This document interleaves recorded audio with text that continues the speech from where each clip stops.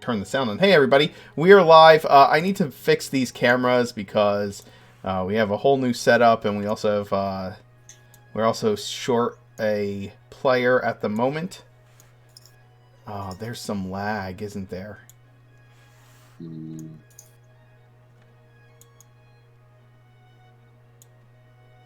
got a new setup here right now. Everything's a freaking mess. Hold on. Let's see. Stop it. Don't do that.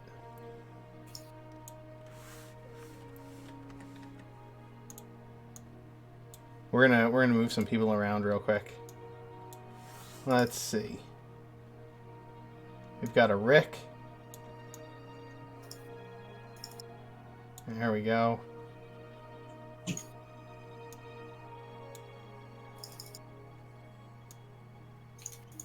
We'll make him the right size. How is everybody out there in Chatland? Say hi if you're here. Let us know how you're doing. We'd like to talk to you.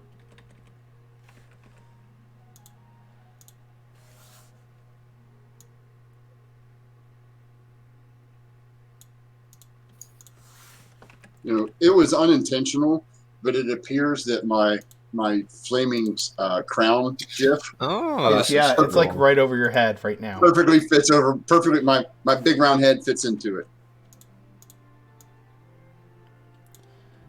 Let's see. Oh, we got a resub. Thanks, Ergonasi, for the resub. That's awesome. Welcome. You're on a streak. Heck yeah. We like subscribers. We love subscribers. Subscribers make our world go round. It honestly does, because without you, we could not continue to do this. Literally, you make it possible for me to continue to run D&D. Oh my god. Aw, we got a new cheer. It's freaking sweet, man.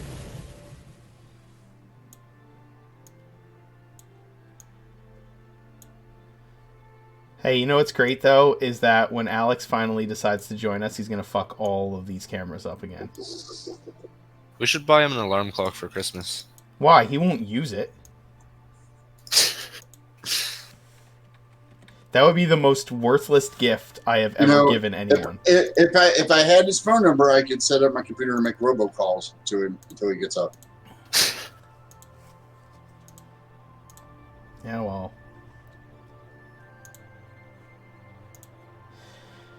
Oh, and we got to get Foundry up here, too. Oh, God. I'm so bad at streaming, guys. It's fucking ridiculous. Yeah.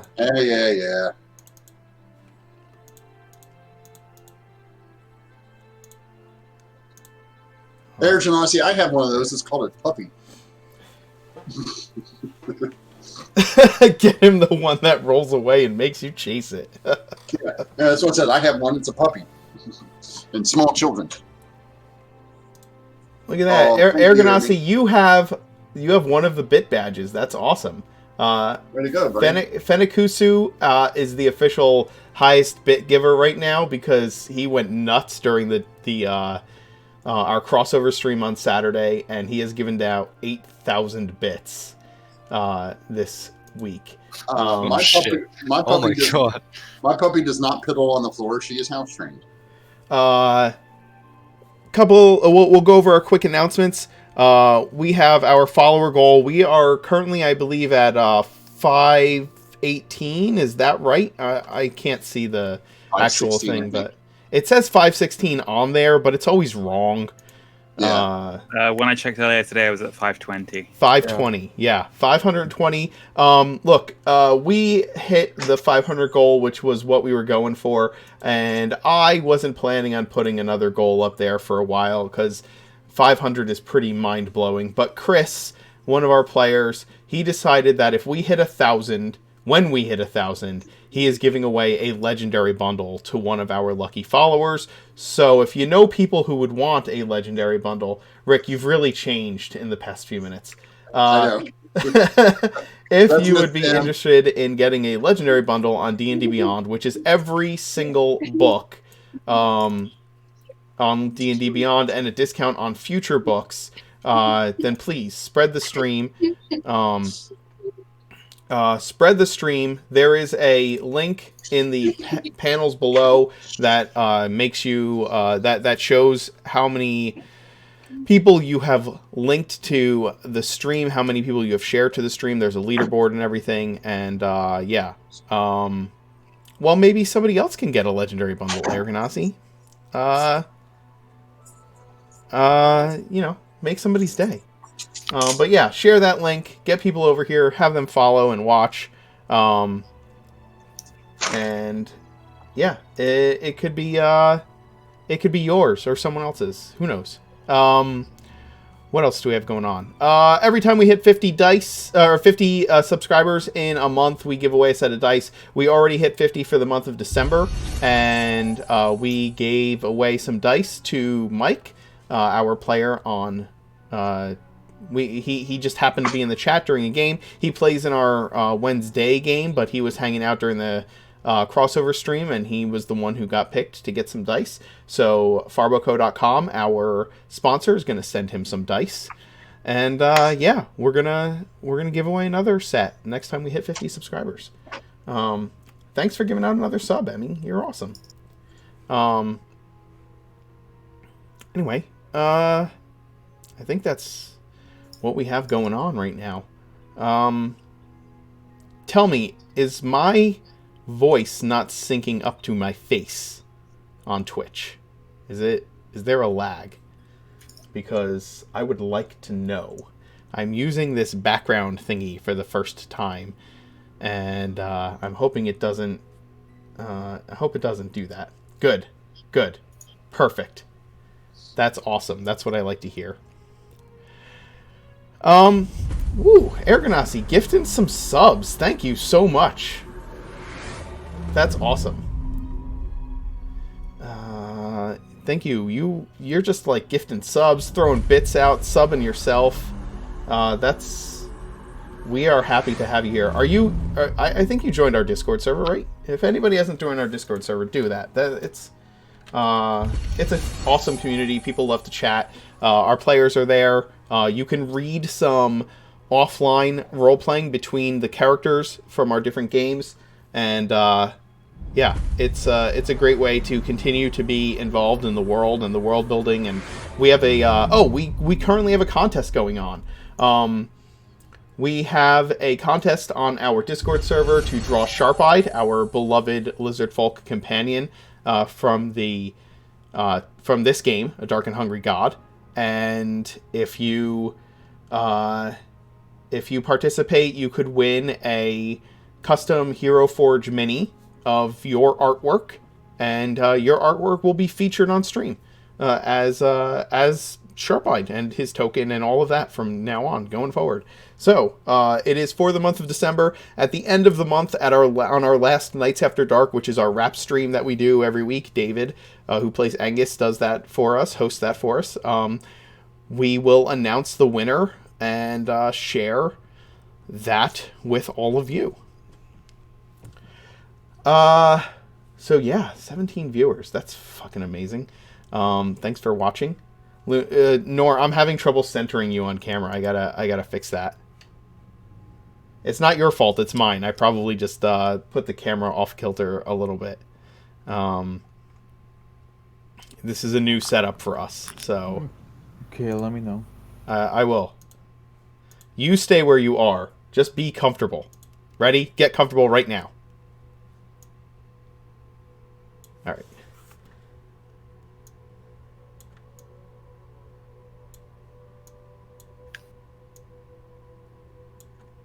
There we go. I think that's better. Perfect. Okay. Well, why don't we go ahead and get started introducing ourselves and our characters, and we'll get the game rolling.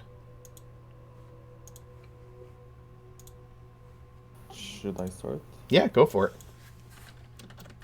Hi, I'm Noor. I'm playing Luna. The party's half-elf.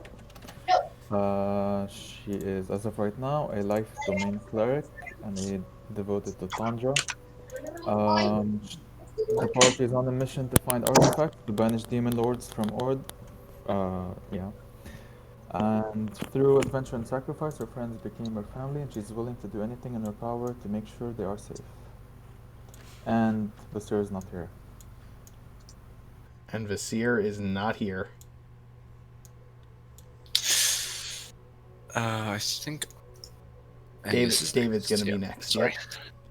Yep. Hi, I'm David. I play Angus, who is a phantom rogue.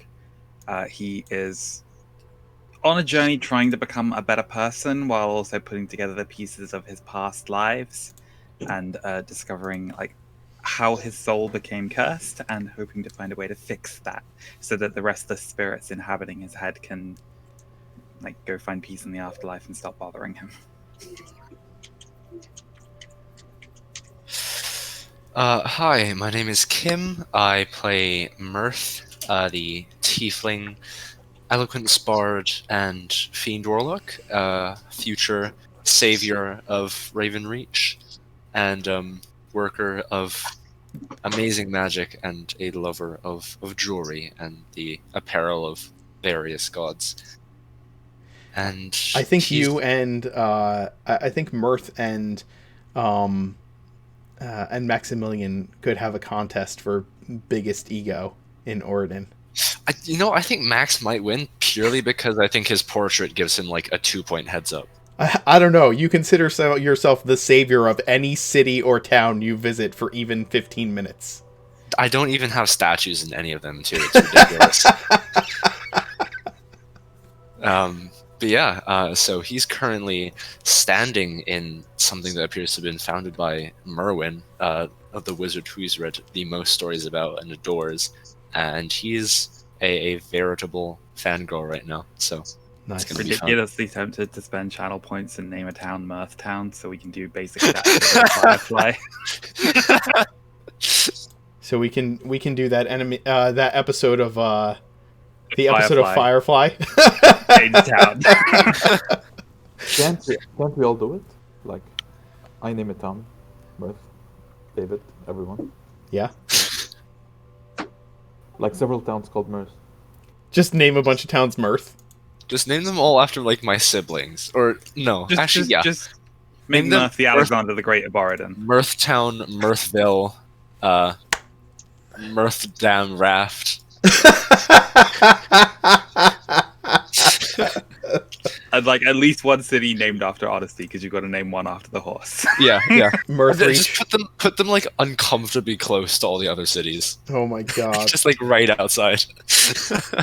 No. See, what you have to do is you have to pull that cool Canadian thing where you just name one city on one side of the river the same name as the city on the other side of the river, and go. I don't know what happened. Just That's a Mirth. thing, huh? Yeah, no, seriously, it's the thing. Like they're I think it's like New Brunswick or something like that. There's a city. They're both like right across the bay from each other, and they're like, nope, didn't see that coming. Yeah, It's- well. They probably just apologized profusely. Yeah, just Mirth and then Mirth on the other side of the river. And then there's a continuous canoe war that happens every year, annually on the naming day, so that they just basically go out and joust on canoes to see who gets to call themselves Main Mirth. See, For the year. the thing we have here in the UK is that you have a town that's like lesser, whatever it is, and greater, whatever it is. And my favorite thing is most of the time, it's the wrong way around, where like you go uphill to the lesser one and downhill to the greater one. When you would think it would be. Or the greater one's the smallest of the two, the smaller population. Oh my god. Oh yeah, Dio has says it's confirmed. St. John. Yep. St. John. Yeah, Dio that's- has confirmed it's a thing. Yeah, it's like St. John and St. John. What's his name? Jim Gaffigan did a whole bit on it. Of course he did. Yeah, so not Why- like us. why- But we have Kansas City in a different state. So Why it's don't not you go Kansas. ahead and introduce yourself and your character? Oh, hi. My name is Rick. I am the Loophole King. I am playing Sarani, the Swarm Keeper, Ranger, Circle the Spores Druid, Barbarian, who is not with the party because he managed to activate a fairy circle and is now in the Feywild, where he just happens to be in some wizard's cave of some sort. So he's not sure what's going on. He's in the cave wild. Yeah, and not sure how to get back. So That is Yeah. some pretty spectacular use of like the passive voice. Happened to activate rather than like actively went out of his way to get stranded in the Feywild. hey, he thought it was a secret door to Merwin's hidey hole. Technically, it is. I mean, But- yeah. Not the right hidey hole that we were looking for, but yeah. You know what's funny? Mirth is down there with this planetar, and it's like, yeah, but where's all the cool stuff? And Sarni's like, what do I do with all these mage books? And Mirth is like, son of a bitch! So much lore. There's one book in here. I'll take what I can get.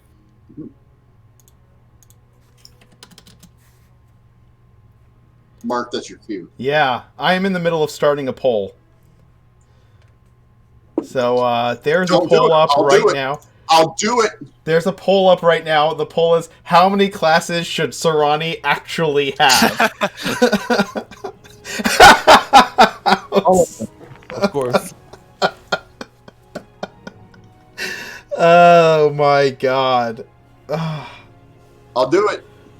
The guy who voted. Emmy says she can't wait to see your next form. Oh my goodness. That's funny because we were just talking about that. Oh, good Come god. on, Mark. Let me have it. We're already at 12. 9, 10, 11. Yeah, 12 votes already. 12 votes. 13 votes already. Good god. Sarani is level 11 and doesn't have extra attack or third level spells. Yeah, that's true. That's absolutely true. I do too have third level spells. That's what it has. I do too have third level spells. Oh, he does have third level spells. Oh, I thought you swapped the level from druid over into No, bard. no. No, he doesn't have fourth level spells. He has third. I don't. I have a fourth level. I have one fourth. But when I lose the druid slot, I'll actually have no fourth level spell slots. Right Right. now, I have fourth level spell slot, but no fourth level spells to Oh. use. Gotcha. So I'll lose the spell slot because ranger counts as half. Gotcha. So technically, I'm a 6th level caster, so I get my third level spells regardless of what happens. Math is your friend. Yes, it is. 9 people have voted for all of them. We'll see what happens when the poll ends. Hey, yeah, Uh, go before the end of the stream because I get a new level. Oh god. I want Sarani to go into astral self so he can just be a bush with really beefy arms. Oh my god. No, see, Sarani would never do that. Nah. Sarani would have Sarani can't have all of them. All of them is not going to work because Sarani would never take a level in Warlock. That's probably true. Unless your patron was I could make not Philo, Beraldi your patron. Besides, we all know the only way to make Sarani's build even more viable would be for him to go 4 elements monk. The most Yes. useless subclass of monk. Yeah. Yeah. I think that Sarani would end up taking a level of fighter if he had to expand to 4 or 5 classes. No. Peace cleric. Yeah. Cleric. I'm Cleric. taking cleric. Yeah. Like if cleric. I have to take another class, the next one is cleric, definitely. God. Paladin. Ooh, paladin's not bad either. Crusader Sarani. I don't think he meets the charisma requirement for that. I don't I think don't- so either. Mm-mm. But if he did, he would add smites to his already ridiculous attacks and lay on hands for when he starts losing his 1,000 hit points. I don't have 1,000. Oh, whatever. I have I'm the Mark 140. I have- Knight. I am your I have dungeon master. 140. You have over 100. I have 140. 140. Yes. Good. And if I rage, that goes to 280. I have half that. I have tiefling pluck. Yeah. You have I don't get hit. That's what you Yeah. have. Yeah. Yeah. It's like no. Well, Mirth- why do you think that happens? It's because we have Sarani. Yes, it's because of Mar- Sarani and Vasir that no one else gets hit. Luna's armor class is too high. Angus is never in a spot where he's going to get hit. That's not true. During the Aboleth fight, Angus got the shit kicked out of him, I think. If I remember. Either invisible or there's 4 of me. Yes. Yes. Luna got hit during that fight too. She went down during that She fight. did go down. Yeah, that's But that why was- I had uncanny dodge to like actually keep myself somewhat viable. Yeah. Whereas Luna got like 3 hits, one of them was a crit. It was just downed. Yep. Yeah.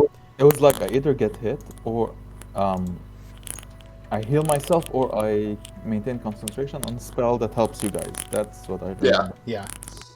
The thing is that You're welcome. your armor class is high to keep you from, going down so easy, but once you because your armor class is high, what that means is when you get hit, it's more than likely a critical, because that's one of the few times you do get hit. So, oh yeah, Emmy really likes the character facts. I don't know if you guys are in the stream at all, but I added a little rotating slideshow of character facts to help people get acquainted with the stream when they first pop in. So that's a new feature that is going Very to. clever. I like it. Yeah, I stole it from other channels. It's not my original idea, but Still swag. it works. Yeah, it helps a lot. Thanks, Stang.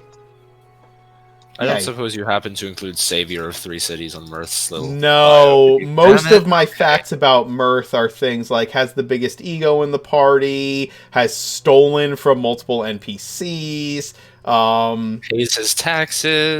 has traded away the souls of his siblings for demonic powers, things like that. Fiendish powers. Devilish. Okay, I was Fiendish about to. Yeah, Okay. sorry. It's fine. Fiendish powers. The last one is the low blow. Which one? Selling the soul of his family.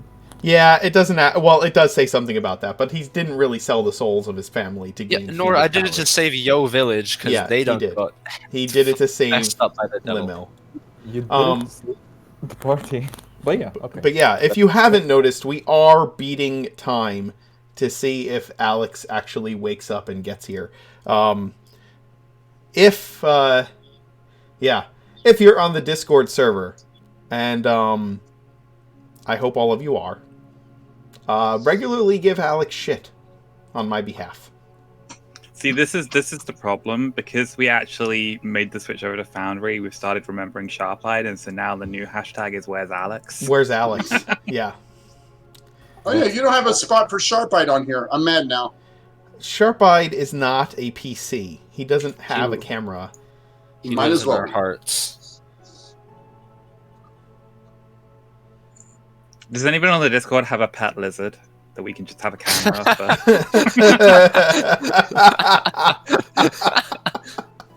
Oh my gosh, that's so good. Well, the last time we were here with this party, the last time we left off, they were beneath the cabin, the retirement home of Merwin, the Arc Wizard who had advised every emperor of the 1,000-year reign of the Valkyrian Empire. They had gone there in search of items that might be useful for their quest of banishing the demon lords from the world of Oridon. They need a number of artifacts in order to cast a ritual that will get rid of them. Upon arriving in the Coriol Forest, they discovered that a group of elves wanting to restore the rule of Thalriel in the world of Oridon had made camp at the cabin, fighting their way through these terrorists. They made their way into the basement, and beyond a secret door covered in magical spells of protection, they discovered this chamber. Within the chamber is an altar with some kind of tome upon it that they have yet to examine. Shelves filled with candles that seem ever burning and give off no smoke, and a large planar binding that has been permanently etched into the floor of this place. Within it, a planetar stands. That's where we last left all of you. Did we say it belonged to which god? I Or forgot. it had Yes, it symbols of is. It Orad. has symbols of Orad upon it. The god of light. By planar binding on the floor, do you mean magic circle? Because planar binding is a spell on a creature Uh, that yeah. compels it. It could be both, technically. It could Yeah. be the magic circle on the floor, and then the planar itself could also be planar bound. Yeah. Okay.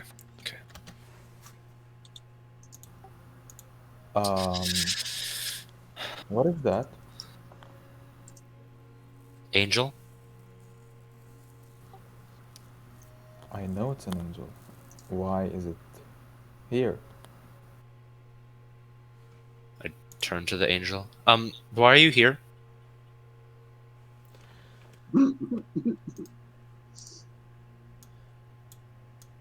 The angelic being before you booms out in a powerful voice.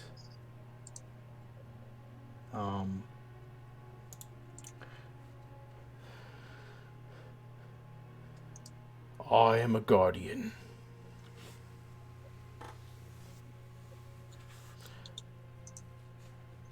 I have pledged to protect this place.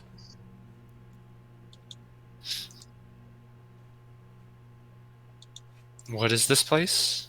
Merwin's sanctuary, I guess, but is that all?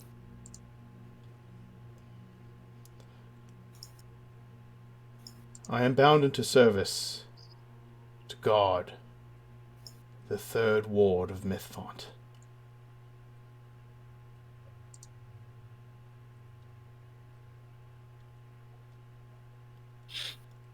Which would be that book over there, or No. just this room? What is that book over there? He turns and looks to the book.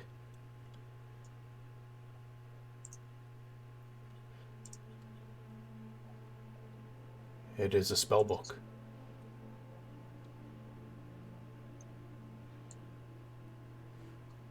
Belonging to Merwin, by chance? One could assume. Merwin slowly starts shuffling around the edge of the magic circle.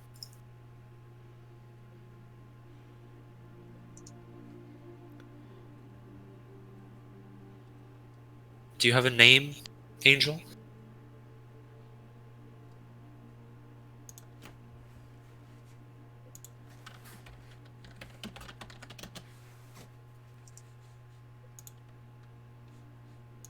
Yes.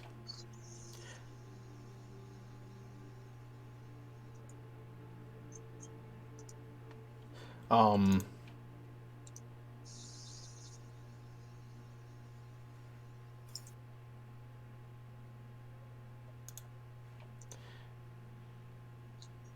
give me a second.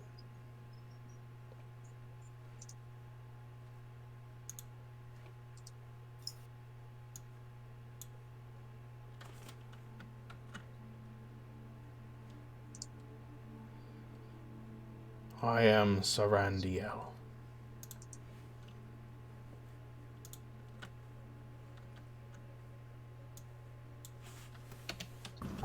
DM Angus has- is just gonna like reach out over the telepathic bond and just sort of say to Mirth, like, I understand that Spellbook of Merwin is probably pretty tempting to you, but there's a possibility it's here as like a test of our intentions.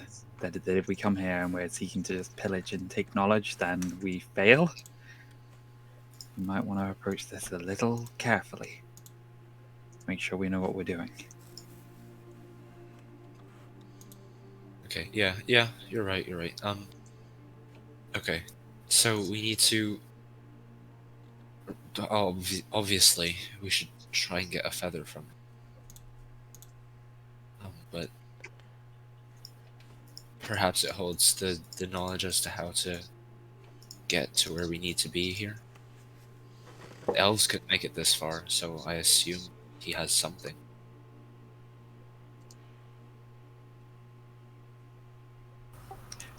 Hi, I'm Angus.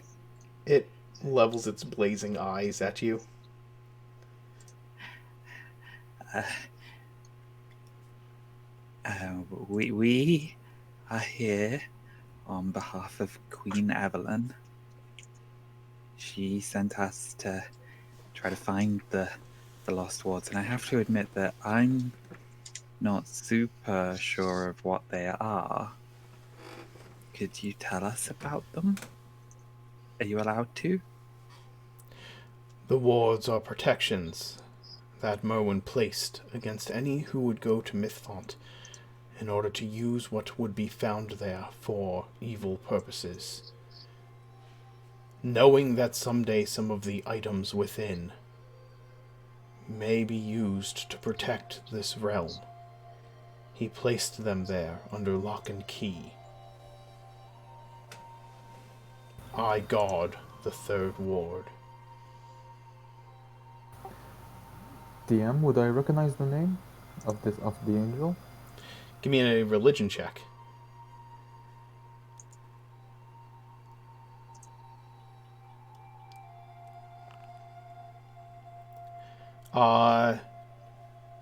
Yes. This is a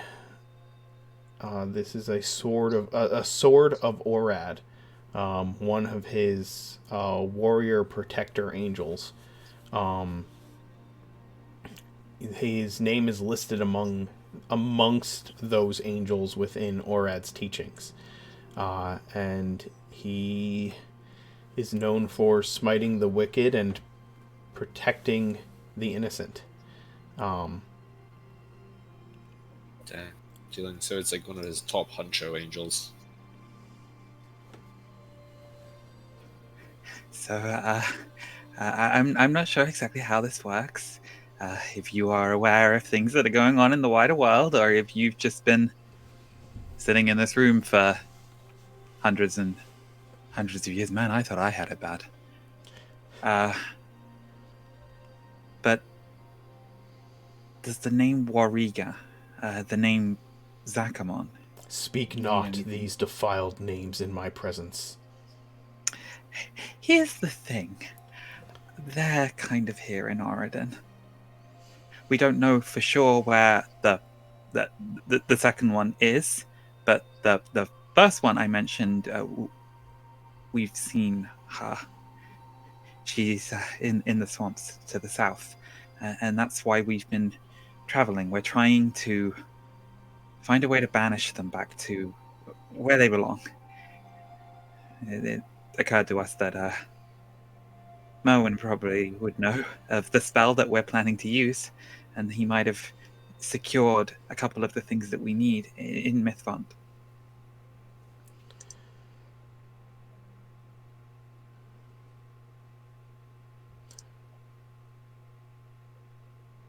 I will grant you access to Mithfont. However, first, you must swear an oath. Each who wishes to enter must do so.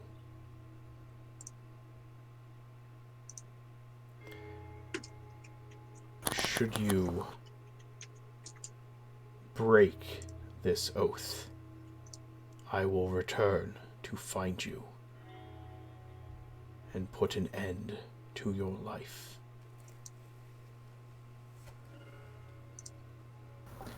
In Celestial, what kind of oath?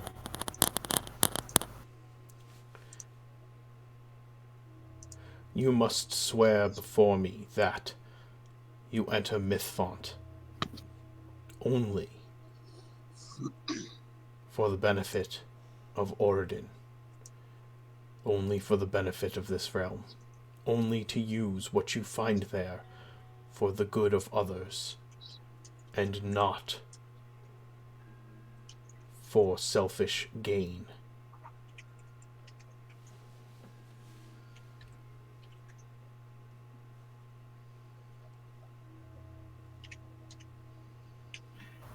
So Insight check? I'll meet you later.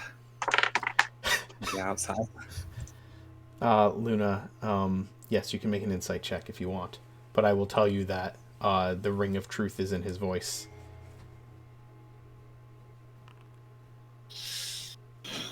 You have no doubt that every word that this being is speaking to you is absolute law. Joy.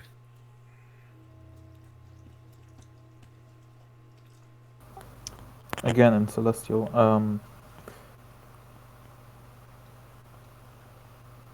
as my companion said, we're looking for artifacts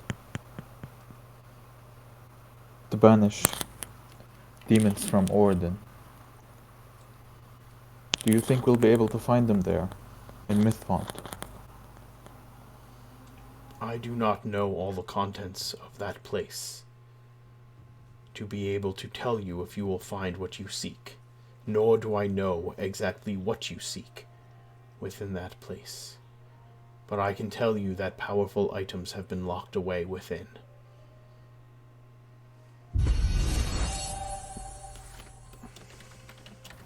We do require feathers from every god in Orden. Can you provide us with at least that?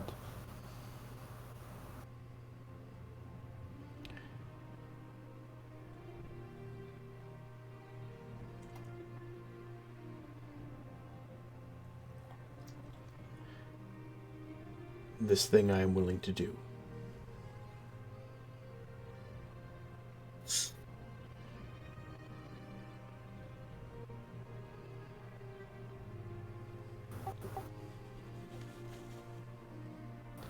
Okay.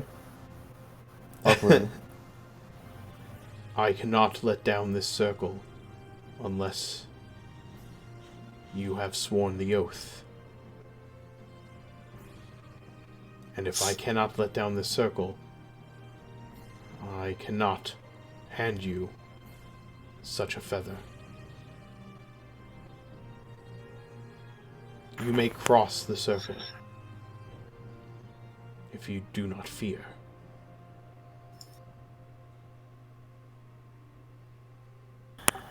I'll relay that to the rest. Yeah, I understood all of that. I cast comprehend languages on myself when I was examining the door. Like, I don't want to speak for Alex because he's not here, but like, there's part of me that thinks like this is already inside the circle of it. Like, the second it said, Yeah, again, I also don't want to speak for Alex because he's not here, but I am of the same mind that he is completely fine with all of this. Like, he doesn't question a damn thing about it, right?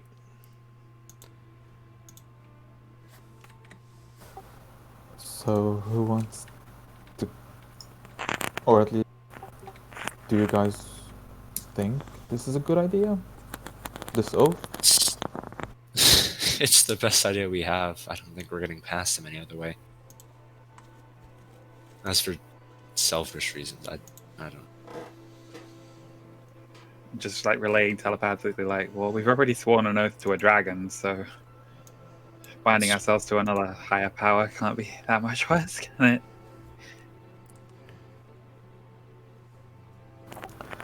Well then. Here goes nothing. She looks at the angel, and in Celestial she'll tell him that we are willing to make this oath.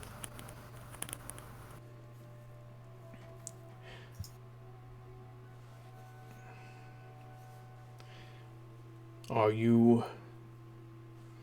it says in common. You must swear the following. That you enter Mythfont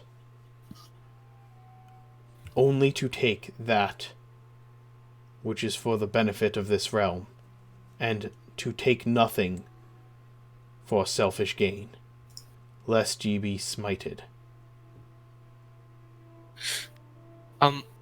Excuse me, by that, do you mean that we only take things directly involved in the creation of the spell, or anything else that might assist us in its completion? I know not of this spell.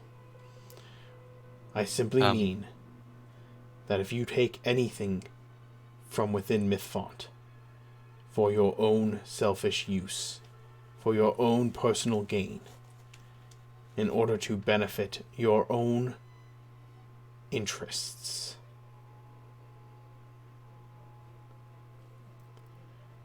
if your heart is not true, I will find you.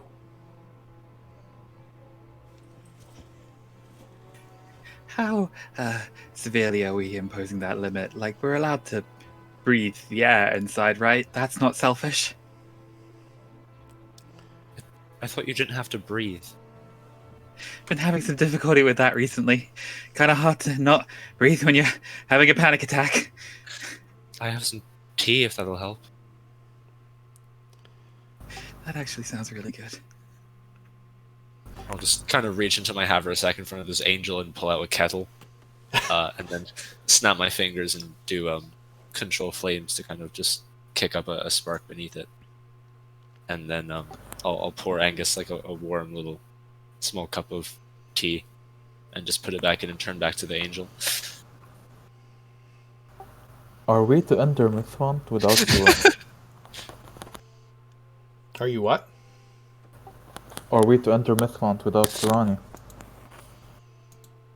We don't know when he's getting back, and we have no way to reach him, at least not reliably. I mean, I understand. out of It's character, given us- We You do can- have sending. you have sending, and Yes. there's only a 5% chance that will not work. Yeah, I have one spell slot that I can use left on that or anything above it. Okay. So, I could talk to him briefly, but still, then, unless he has a surefire way of getting back swiftly, we can't wait. I'm sorry, but we can't. Not against these odds.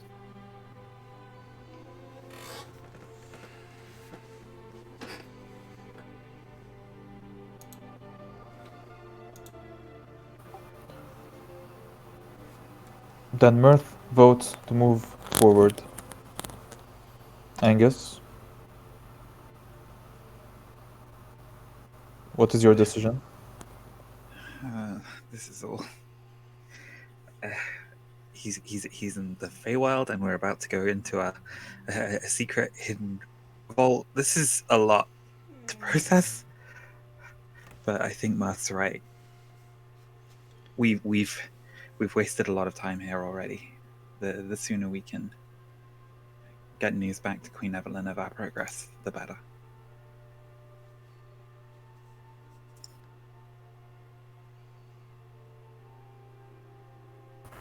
Fine. Mirth, what should we tell Surani? I still have a few spell slots left. I can try and contact him one last time.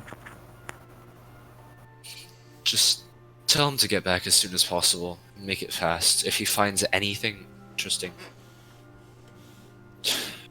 I don't know whether he should pursue or not, because we kind of need him. Eventually, at least we can't leave without him. But we can do this. Just tell him to stay safe and be back as soon as possible.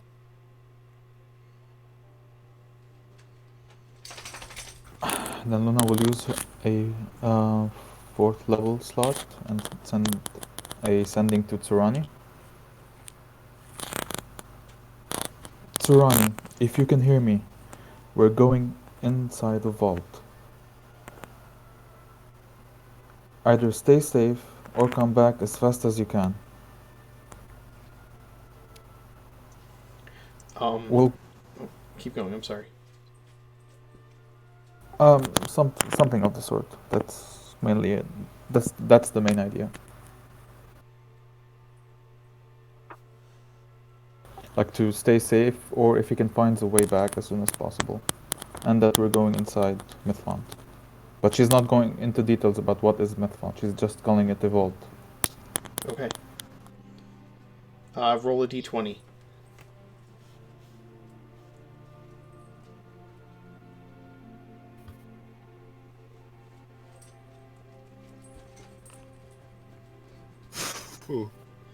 You almost fail. As usual.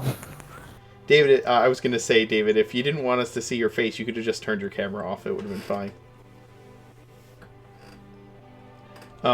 Sarani, you receive this sending from Luna while you are within this cave filled with arcane items. Very old, dusty arcane items.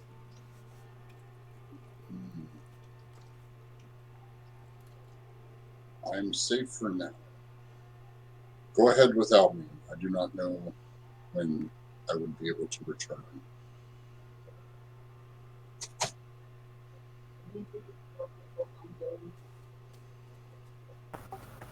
I'll relay that and I guess step up towards the Planitar and glance at Angus and Mirth, as in, like, let's do this.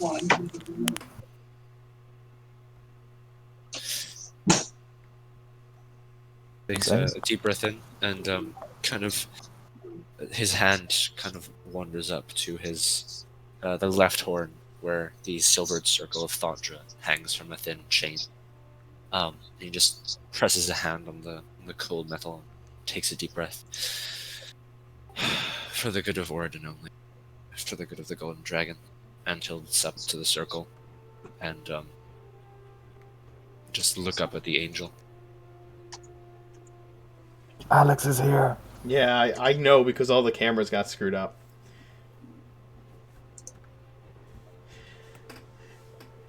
Alright, you step up. And we'll, if you all don't mind, give us a second so we can get Alex all caught up on what's going on. Alex, can you turn your camera on? Or are you going to stay off camera? I don't have it connected right now. It's That's a fine. whole hullabaloo. No, that's fine. I'm just going to adjust everybody's cameras real quick, or see if I can, how easily I can do that. Nope, that doesn't work. It's a whole lot of Nor.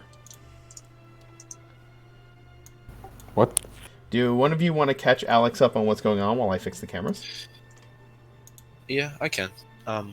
So basically, we started just off where we finished last week, with us assembled in the angel, in the room with the angel. His name is I have it down, Sarandiel, and he is one of the archangels of Orad himself. And essentially, he's guarding the entrance to the third. Well, he guards the third ward of Mythfont, which is an ancient vault Merwin set up as kind of like an insurance policy against basically all the stupid shit that's happening right now. And the angel informed us that there were objects and creations inside that could help with it.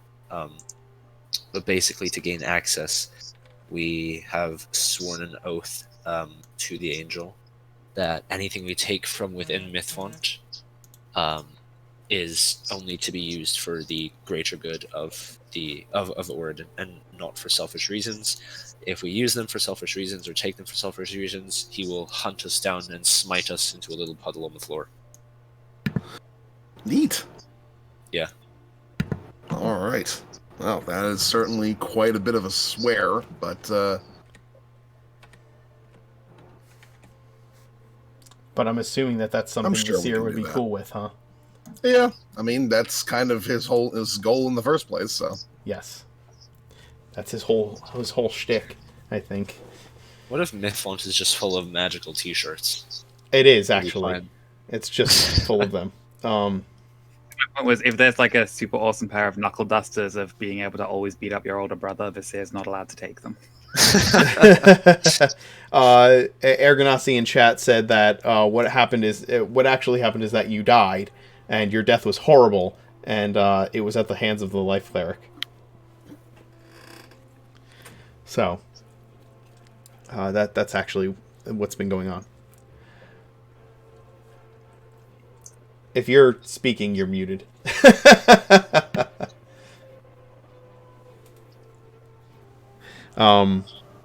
Actually, Nor's the one who added that the life cleric killed you.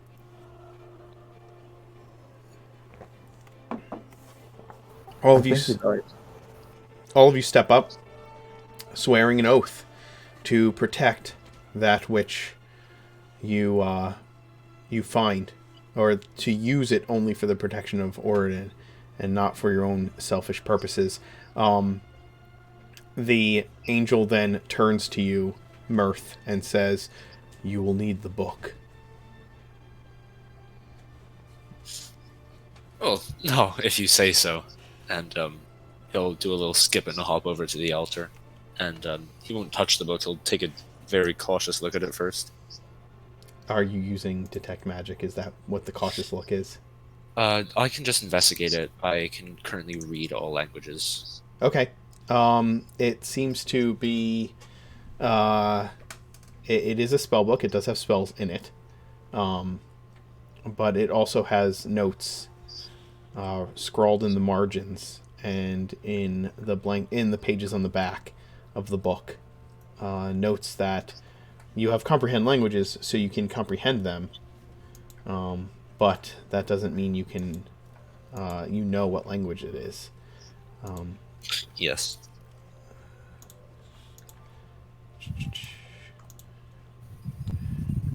So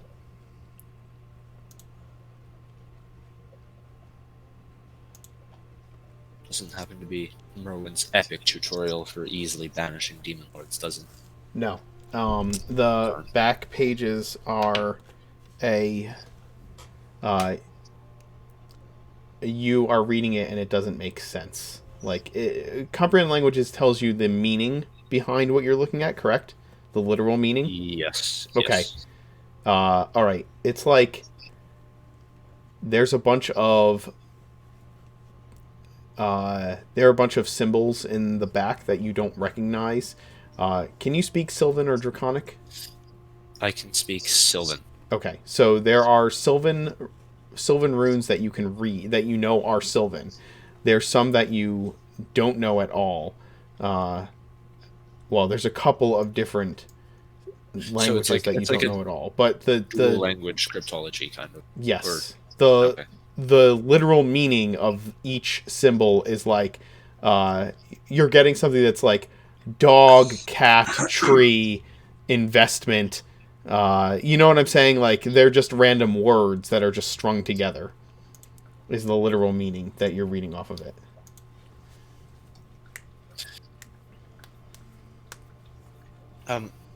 Sorry, what do I need the book for to get in? Do I have to be holding it or read something from it? Bring it and you will understand. Oh, okay. I can do that. I'll bring him the book. Okay. And he the circle glows blue, and the magic circle shatters, and the 5 of you are teleported through the teleportation circle. In the meantime, Sarani. Yes, sir. You find yourself in this cave filled with arcane items. There's shelves of books. There's a pedestal with a book upon it. There are a number of variety of like interesting jars and bottles and items on shelves. You're in You're in a wizard's home. Everything is covered in a thick layer of dust. Like no one has been here in a very, very long time.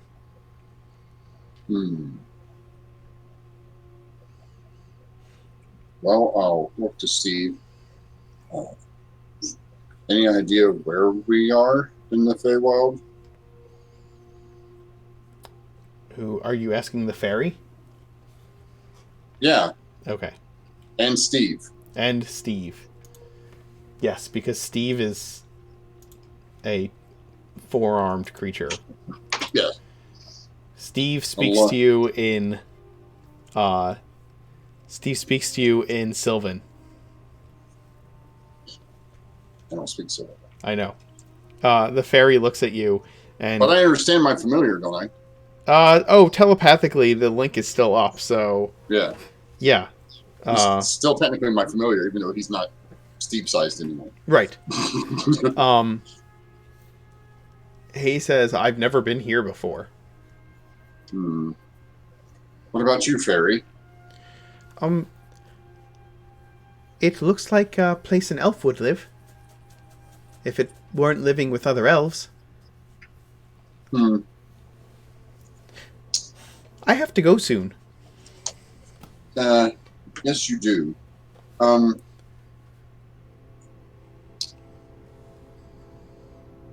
We were looking for a fairy orb. You might know where I could find one. A fairy orb? I don't know what that is. I've never heard of a fairy orb before. Fairies don't make orbs. We make things grow. Or we play tricks. Sometimes we Is there- swim. I like to fly. Is there I anyone? like dessert. Do you like dessert? Yes, I do actually. Just little tart things with the. Do you have What's any? it called? No, I have an apple. Ooh, apples are good. Can I have an apple? Yes, right. Pulls an apple. The The fairy pulls off the mask, revealing that it's been Bob the entire time. the fairy eats the entire apple in like rapid seconds while you're holding it up. And there's just a core that's left in your hand and like globs of apple that have been destroyed in the process. Ronnie puts it back in his shoulder. Because we don't waste anything around here. Do you know of any other creature in the Fae that makes orbs? Or have access to an orb of some sort? Yes. And who would that be? She starts listing off things that create things in the Feywild.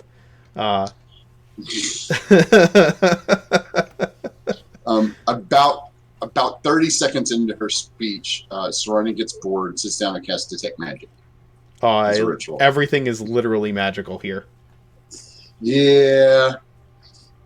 But it was worth a shot. So yes, you do detect magic. Lots of magic.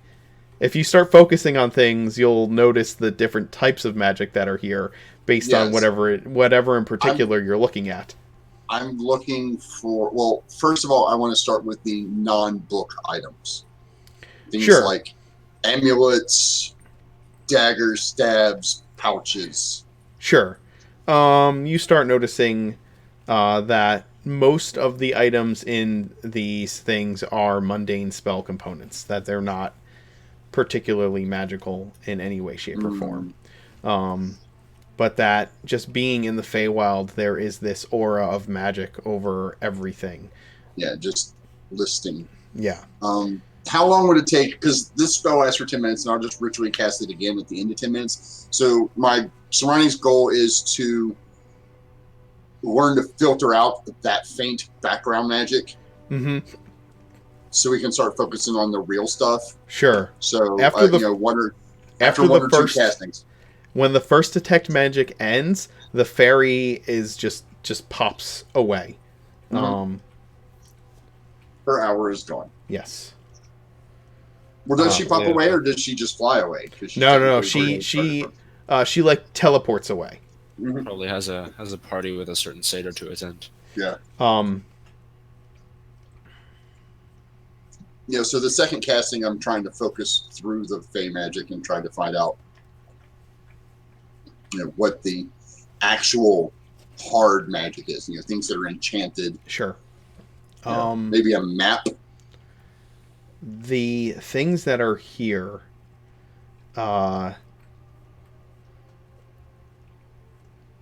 If there was anything here that was magical,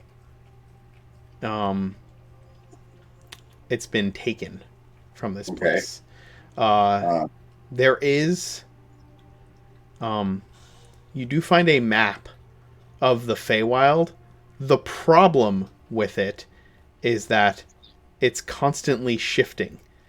The well, of course it is. locations of things are continuously like disappearing and reappearing in other places. The only things that stay the same is there are regions within which these things move, and you see that there are 4 regions of the Feywild that are labeled winter, summer, spring, and autumn. All right, so Sarani picks up this map, folds up and puts it in the bag, and then proceeds to carve a circle into the floor where the approximation of the fairy circle would have been. Okay. Like where Sarani showed up, he's going to draw a big circle so he knows where to come back to and where he needs to get there. And I'm going to look to Steve. Steve, do you know how to get to a place where there are elves, or what are those funny little things called? Fairies or pixies? Fairies. Can you take me to where fairies live or where elves live? Yeah. Steve tells you that elves are there are very few elves here, if any at all. But that there are fairies and there are pixies and sprites everywhere. All we have to do is walk outside. Sarani goes walking outside then. Okay. I will head towards the region of what region am I in? Or does it tell me? My cave is here. My cave is here. Yes, there is a there is an image of the cave that is also shifting around, and it is in. Where would it be? It would be in spring. Yeah, I was gonna say it's in spring.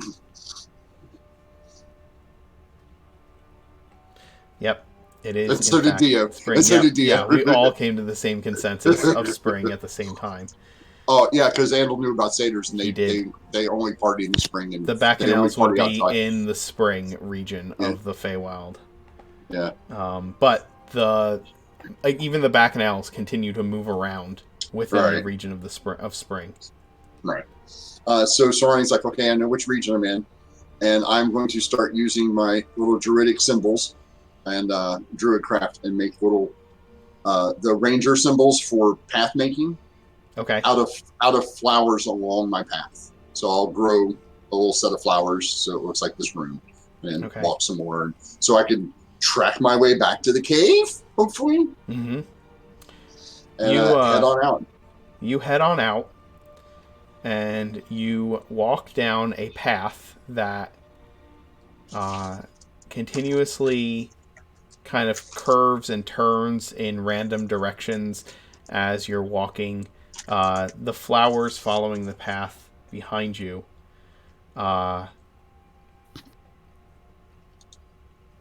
When you hear loud noises up ahead.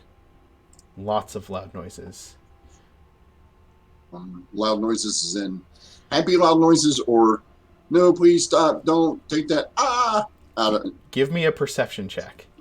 Right now, they just sound like loud voices, like very loud voices. 23. Okay. It is definitely the sounds of frivolity. Oh. Well, then Sarani will move towards the frivolity as he'll pick up his pace a little bit. Sure. You pick up your pace, you go over a hill, around several bends, and a huge, vast springtime field opens up before you. There are banners, there's loud music, there are loud singing voices, and there are a shit ton of satyrs prancing around, drinking, and carrying on. Ooh, half goat people. I've never met half goat people before.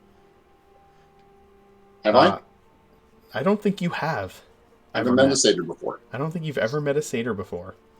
Well, Sarani walks up closer. As soon as Sarani walks up, before he has the chance to say anything, a satyr grabs you by whatever you could figure to be a hand and pulls you into dancing. Whether you're... and this is wilder dancing than you were taught to dance.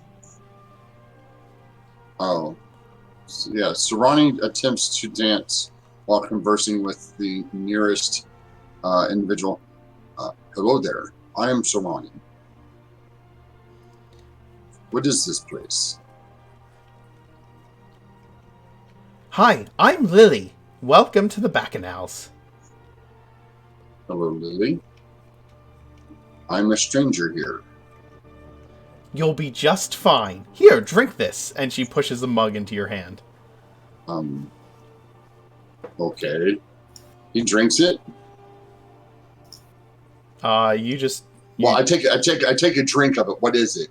Oh, it's dwarven ale. Oh. Sarani doesn't like dwarven ale.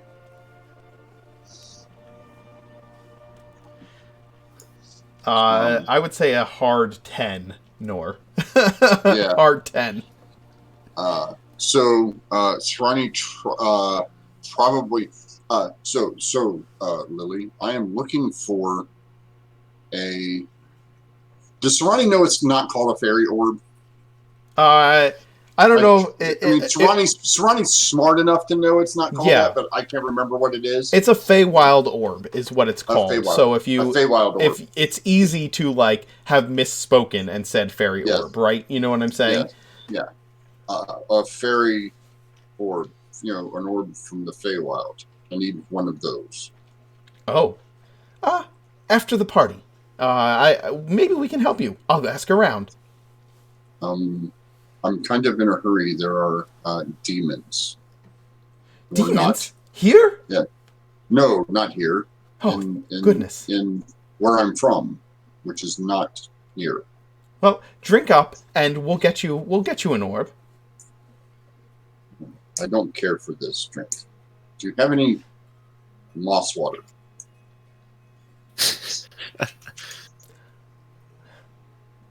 Let's try something else. And she takes the mug and just kind of like grabs it and throws it behind her into the crowd. You see somebody catch it and start drinking from it, and then she pulls a mug out of like a goblet out of somebody else's hand and is like, "Here, try this." Okay, I tried this. It's it's wine, very strong wine. No, this is not good either. Is moss water alcoholic?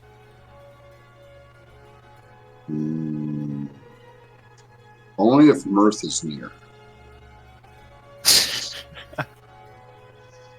Well, then we probably don't have any of that. Mead. Do you have mead? It's made from honey? Oh, of course we have mead. Oh, and she dances you wildly over to another corner of the field, like pushing through a bunch of satyrs. There are some doing things that you learned about in from Angus in one corner of the field that you pass by. So is there anybody other than satyrs here?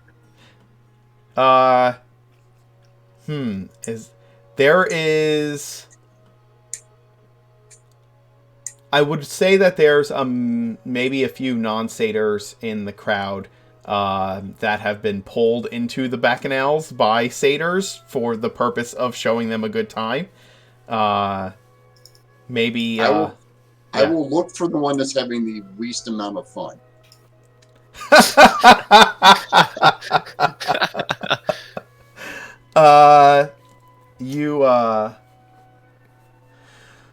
Let's see. Yeah, the person that's having the least amount of fun. I'm not going to say it's a dwarf, but it's probably a dwarf. No, there's a dwarf there, but he's having fun. No. He must be one of Oscar's relatives. I'm just fully picturing Ekmedenici just dying inside because where Mab sent him. Oh my god. What's the worst place you could put Ekmedenici? The bacchanals. Yeah. Yeah, the person having the least amount of fun in the bacchanals is still having more fun than you.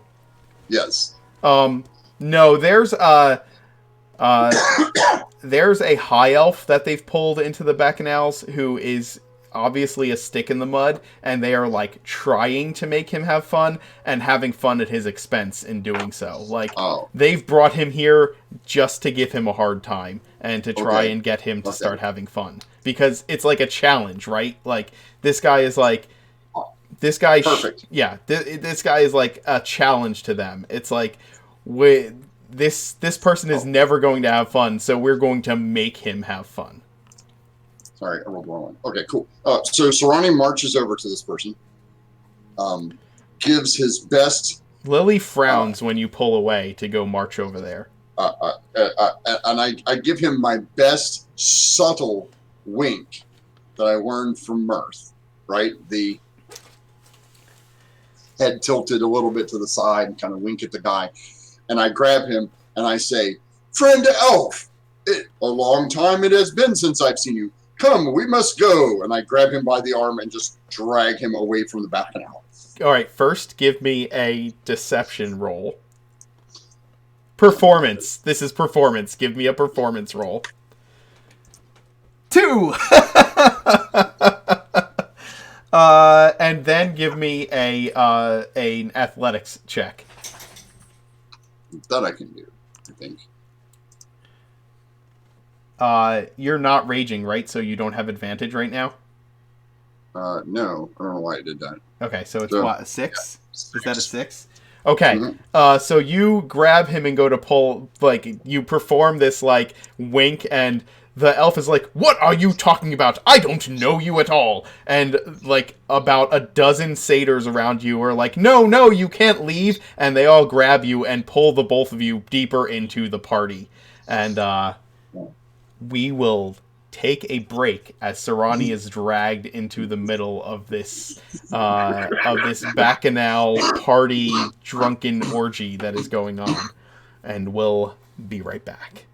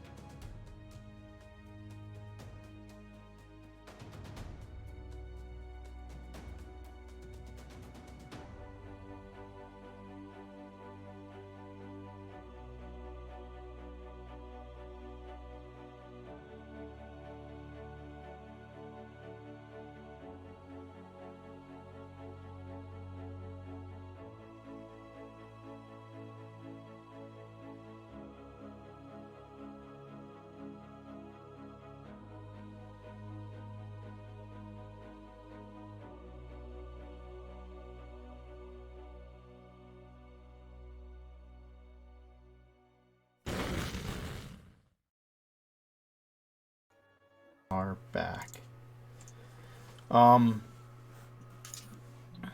The four of you and the angel step through the teleportation spell.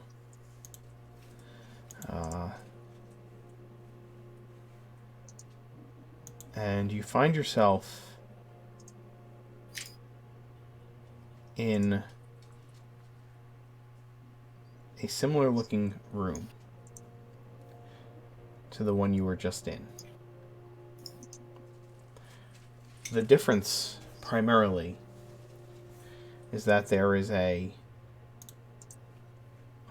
instead of a magical circle in the middle of the room, there is an archway covered in runes of various languages.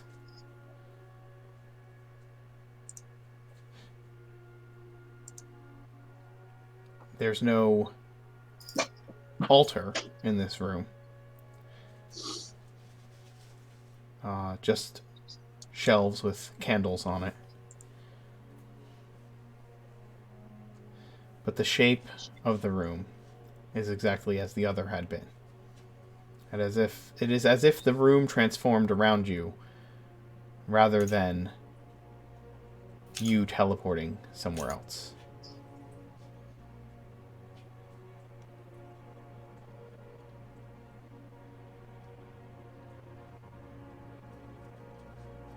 I'll just look at the angel. So, this is Mythons?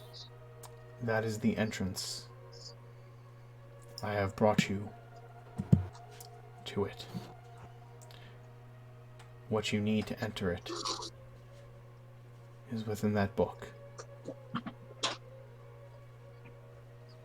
So we can't just walk in then.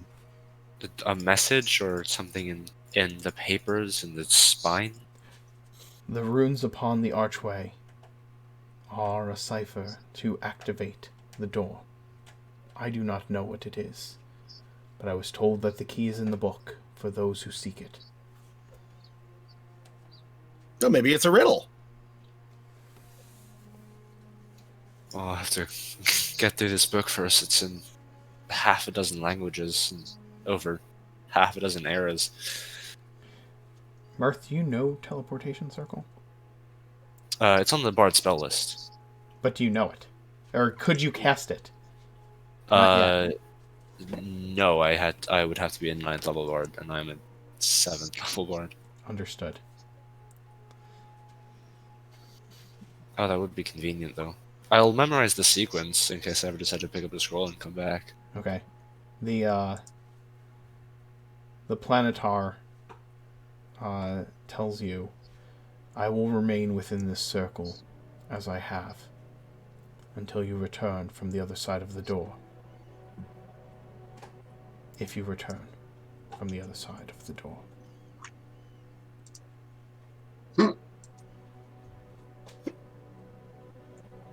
Alright, well, get ready if you have any suggestions. I'm gonna get started on this book, and we'll start rifling through, not rifling, like gently, just peeling his way through the book and tracing out the runes and trying to match them with the ones in the archway.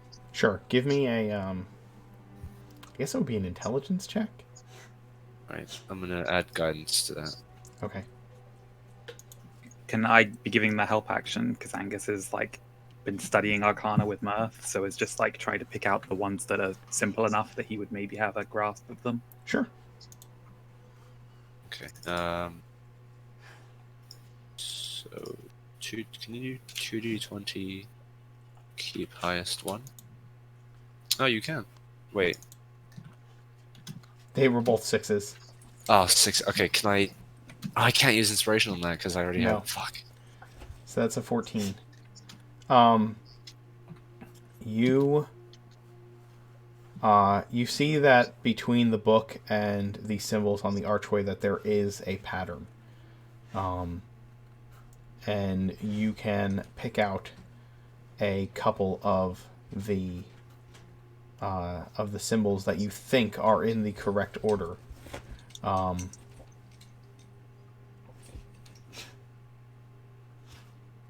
You get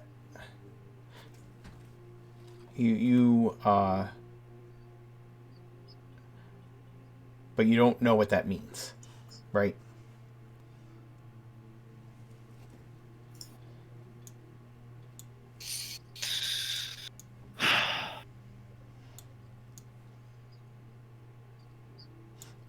You can what I will say is that this is deterministic of how long it takes you to fully unlock the pattern that opens this gateway. And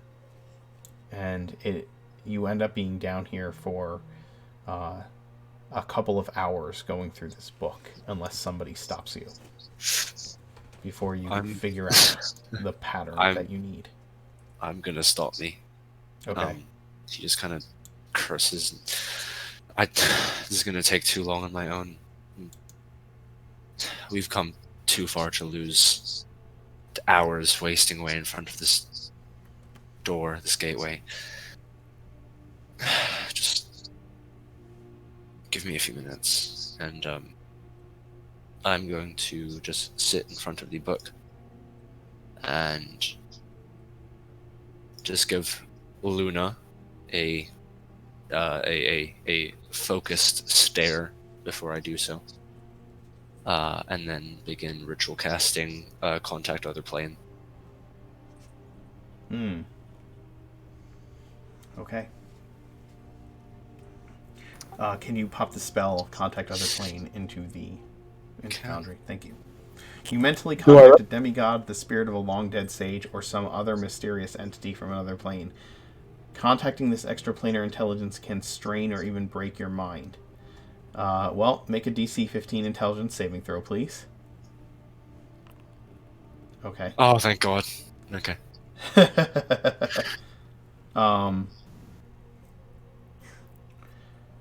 Well, that's well insane. On a successful save, you can ask the entity up to 5 questions. So, is there a particular entity you are attempting to contact? Merwin.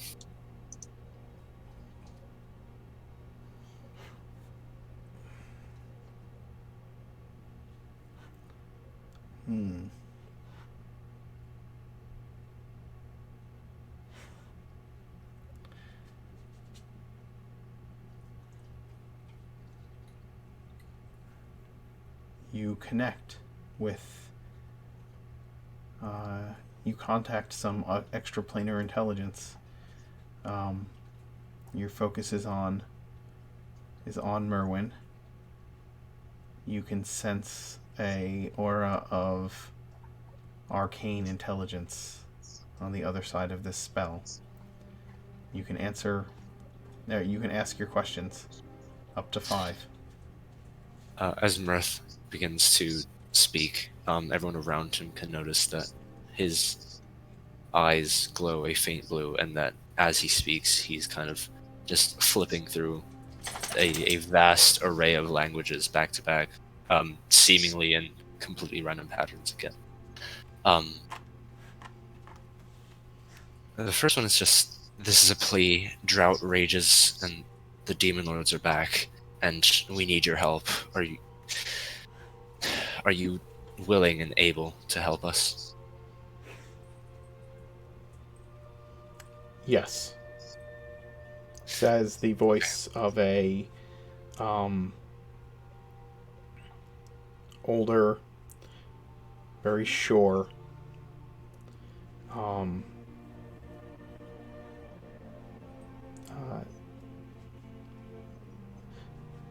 distant voice.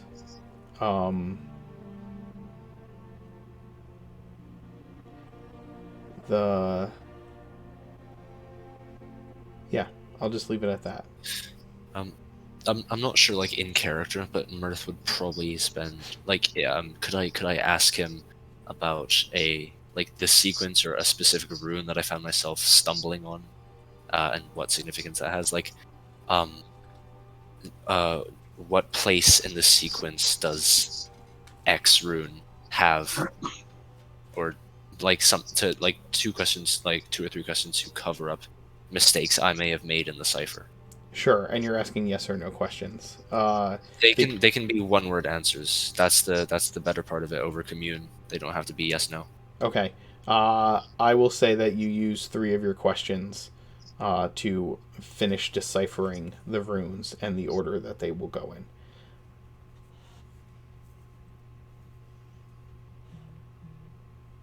All right. So I've got one question. I'm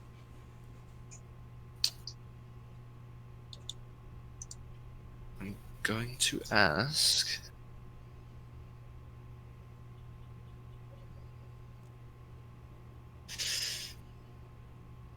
How's Mother doing?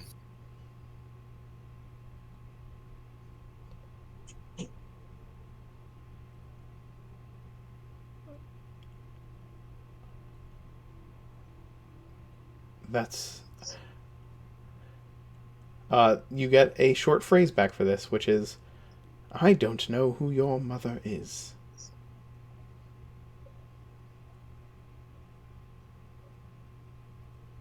And Mirth wakes up. He kind of shakes himself off. Okay. This goes here, and he begins like swiftly tapping, touching, and whispering to runes around the archway as he pieces together bits of the cipher that had been before had found him like stumbling and stopping on pages for several minutes at a time, and he just like rapidly connects the dots through this riddle and attempts the whatever sequence is hinted at to opening this gate. Okay. You begin tapping these runes, one after the other, and when you finish the sequence, the doorway glows with a faint azure color, and then a fluid-like mirror fills the archway.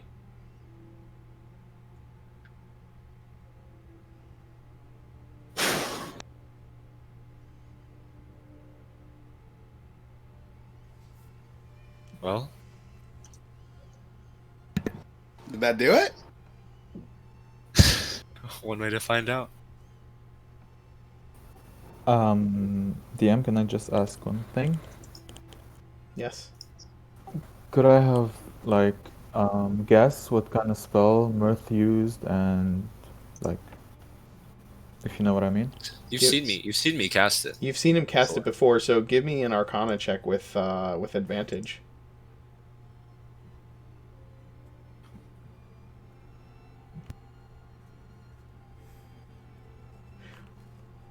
Yeah, you know exactly what he was casting.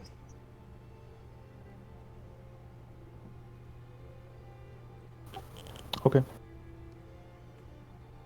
He contacted some other being somewhere.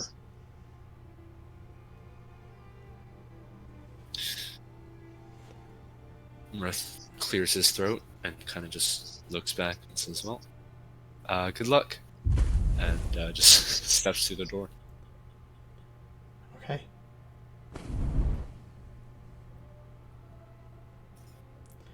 You step into the doorway. Does anyone follow?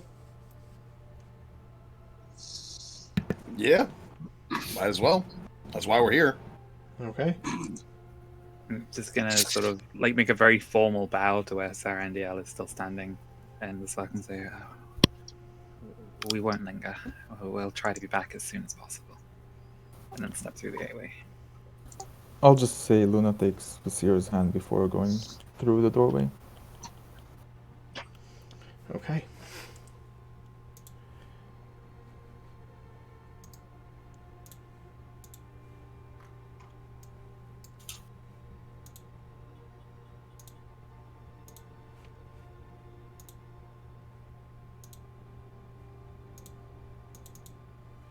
me just make sure that all of these have the appropriate sight.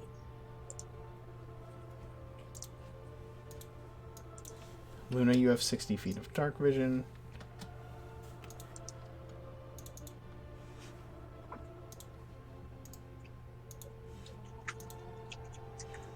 Okay.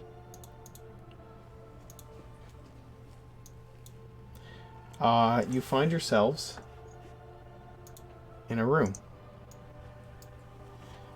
In the center of the room, you walk through an archway, and when you come out the other side of this archway, you are in a room made of dark stone, huge stones, carved,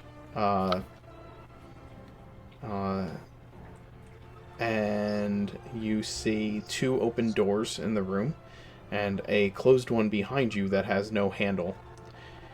In the center of the room, standing above the archway that you walked through, is a huge statue of the god Vidian. One hand is placed upon the top of the archway, and the other hand is holding a half moon. There's a circle, a thin circle of water around the dais that you stand upon, and the doors that are open. There's a door open before you and one to the east, and there's a door to the south that has prominently displayed on it a half moon. And as you look at it, a handle materializes upon the door. That's convenient. So, It's way really first? dark in here. It is. Light. The only thing that's glowing is the water. A little bit of light would probably be a good idea. All right. I Do can you cast have- light if I find an object, like a rock or... I mean, you can cast light on your holy symbol or your shield, Luna. It can be any object. You can cast Okay. light on Visir's necklace. Mirth, do you have a better idea? No, go for it by all means. Then she'll cast it on the shield. Okay. So you are now emanating 20 foot of bright and 20 foot of dim. So...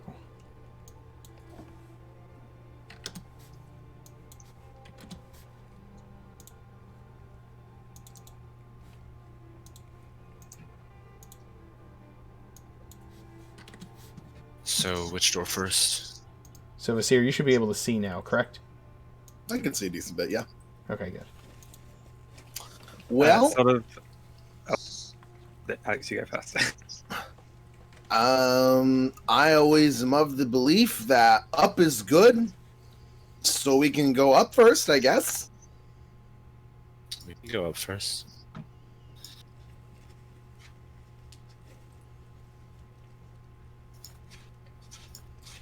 And I was just going to say, sort of, as Visir is making this comment about, like, it's really dark in here, and Luna's going to the trouble of, like, casting light, Angus is just going to, like, lean over to Mirth and sort of just quietly and intently.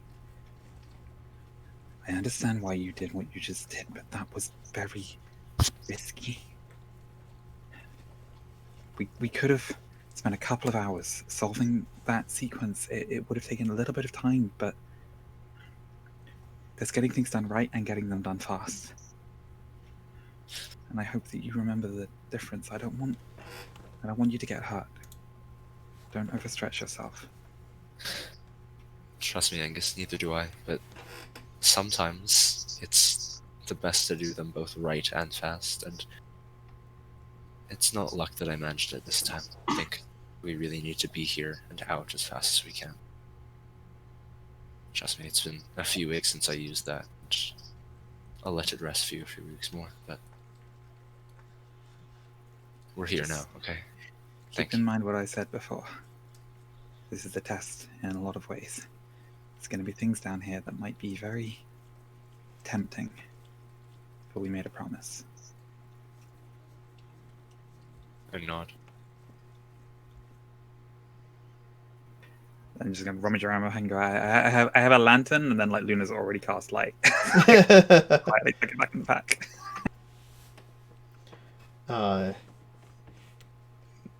Mirth and Angus, you can each have inspiration. Already have it. Yeah, Sorry. I was waiting for somebody to say that.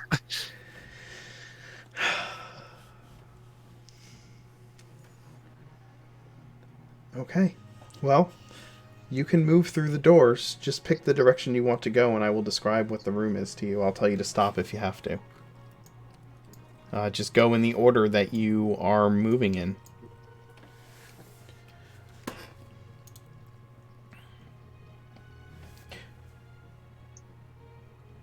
Mirth, you go up to the north first. Yeah. Okay. So. As you walk through the door, you find yourself in a hallway that is lined with tapestries and has a spiral staircase going down at the far end, as well as an open door going to the west. The tapestries depict battles fought against a horde of undead creatures.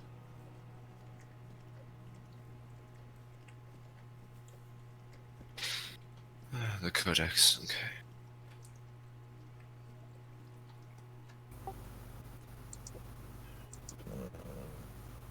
I mean, Jonas told me the stories, but it never really occurs to you, does it? Just how many people he ended up killing in the end. There are vast numbers of undead and huge winged creatures that are only partially flesh and partially bone, being ridden by dark figures. And you see swaths of legionnaires of various legions fighting against these hordes.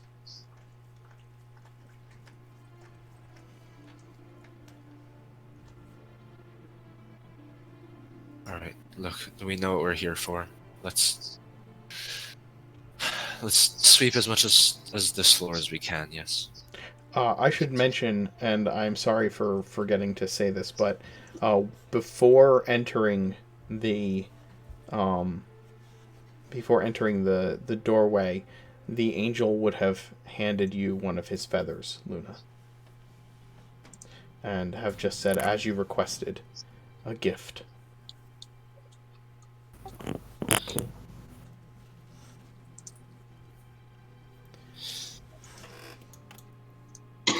I'm gonna make my way over to the door, careful not to touch any of the tapestries. Okay. Mirth, you peer through the door, and what you see on the other side is a sitting room, or a reading nook. It's a small room with a couple of chairs and some end tables, and a few small bookshelves. And you see, in every possible language, there are books of fairy tales.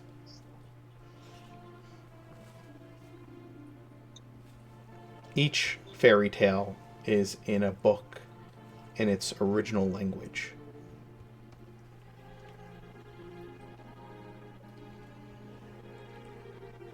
Is there the one about the three gnomes that trick the troll into sticking its heads down the skunk's hole? Yes, in Gnomish, in fact. Oh, shit. Now wait, are they fairy tales or tales about fairies? They are fairy tales. Okay, just to clarify. Yes. That's fine. I can find these in other places. I can outsource these. It's fine. It's cool. Yeah. Are you touching any of the books, picking any of them up? They're in the room. You haven't gone into the room yet, but they're in the room through the door which you are looking at. Do we want to continue up this way? Like you said, just sweep, go as far as we can in one direction until we hit a dead end, and then turn back. We have the statue that can serve as like a landmark to know our way. Okay, I'll go first. Keep an eye on me. I'm gonna stick my hands deep into my coat pockets and step in. Angus is going to be like one step behind Mirth and is scanning ahead looking for traps. If he spots anything suspicious, he's just going to touch a hand to Mirth's arm to get him to stop. Yeah, Mirth, you walk into the room and everything seems fine. It looks like a comfortable reading room. It feels like a comfortable reading room. It smells like a comfortable reading room. You can smell the smells of old leather and pages. Oh, that's a nice smell. It's fine. We can come back. Let's have a look into this room. Oh, it's bigger. When you look into that door, you see a room with a floor that is there's a 5x5 checker pattern across the entire floor, alternating white and black.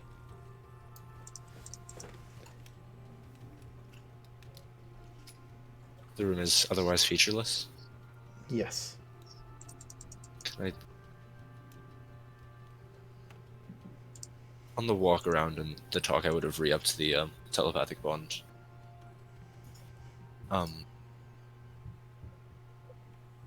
I investigate by sort of tapping around on the floor or looking for any symbols? There's like a strip of floor that is the same bare stone as have been in the other rooms on either side of the room, and you do see an open door on the far side of this room. But otherwise, it is a 8x8 checker pattern on the floor, alternating black and white marble. And as you look about it and investigate, you just this is all you find in this room. There's nothing hanging on the walls or anything like that. There's nothing. You don't see anything unusual about the floor. Let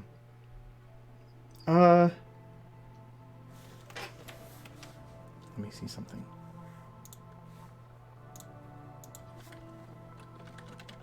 Angus is going to like reach out telepathically to Luna.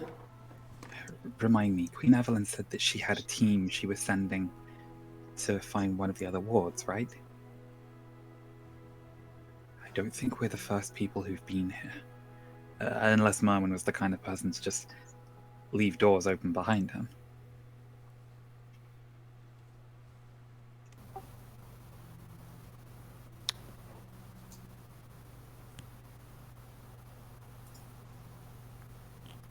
Out of character, I'm thinking if she would enter or not.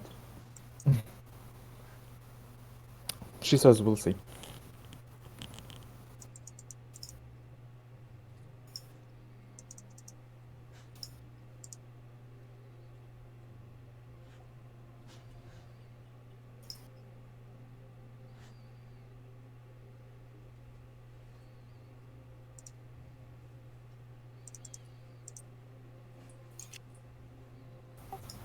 Glancing around the M, do I see anything in particular that stands out?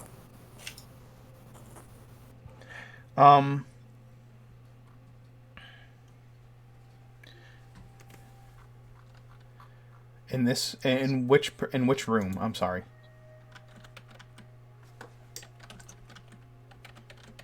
Are you looking in the room with the checkered floor, or are you looking in the reading room?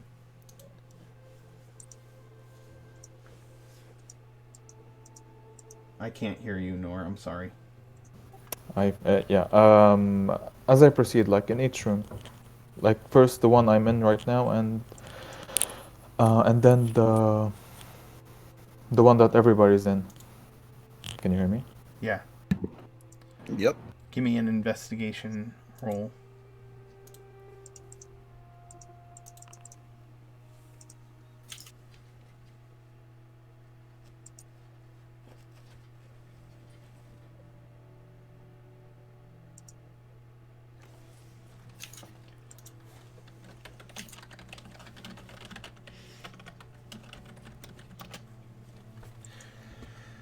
Uh,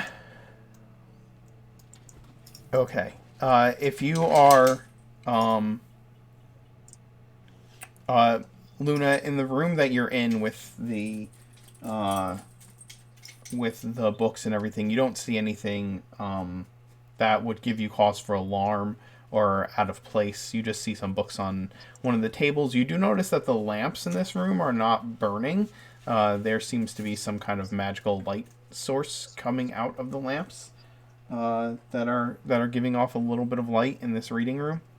Um, Angus and Vasir, before you start moving your tokens all around in that room, uh, when you pass into the room, is that where you two stand? Are you moving into those squares? Yeah. I was going to say Angus is like looking down at the floor, and that's why I was going to move him into that square there, because he's sort of seen the square that Mirth's standing on. Let me ask this, Mirth. When you move into the room, do you step on the tiled floor, or do you stay on that small strip of gray stone? I'll step on the tiled floor. Okay. All right. So Vasir moves there, and Angus, are you on the tiled floor, or did you move into the gray stone? Same thing. Same question for Vasir. The idea that I generally had is that Angus is like looking down at the floor and seeing the tile, and it's like had an idea occur to him. So I would have him like use the slippers of a spider climb to step up onto the wall, and then deliberately step down off onto that square that I was going to have him standing on, because it's basically Angus looking down and just going, huh. And you step onto that square? Arth, I hope that you're good at chess, because I think we're the knights. Which square do you step down on? Can you put yourself there? That one there. Luna, as you're looking into the other room, and Mirth, again, you're staying on the gray strip of floor. No, I'll step. You stepped onto the tile. Okay. As you step onto those particular tiles, mirroring dragon chess pieces appear on the far side of the room. You are white, and they are black. And Luna, you watch as these things materialize while you are out here. I am entirely unfamiliar with this game. I am going to put some things on the board to represent that.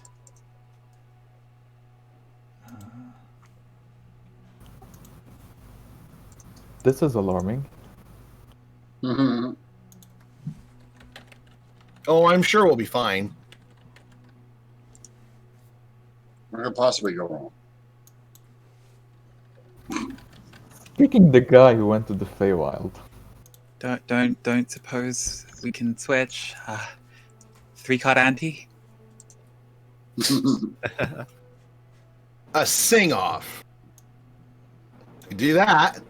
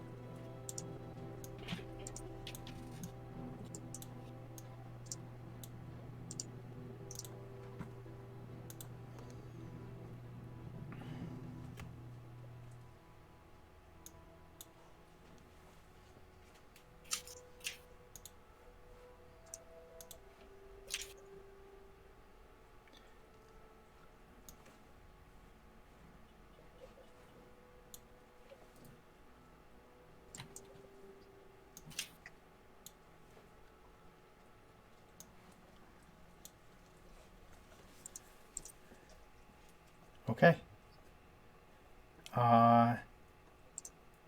Luna, what are you doing?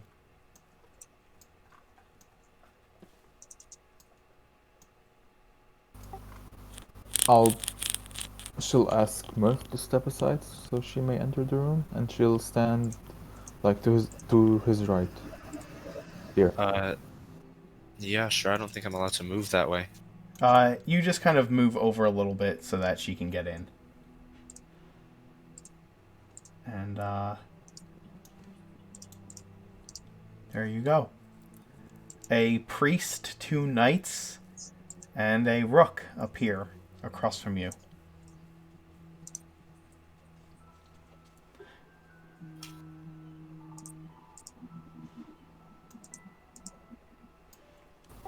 Anything that stands out from these 4 figures we see?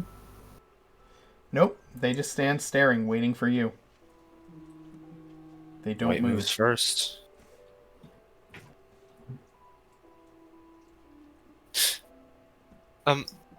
So they. Okay, so dragon chess is essentially real life chess, right? Yes. Are there any pawns on the board?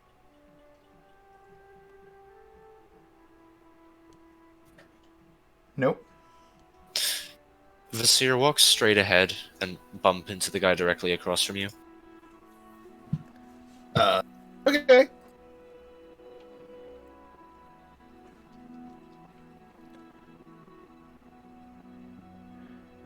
Yeah, you move straight ahead, and as you approach, the creature in front of you takes a defensive stance.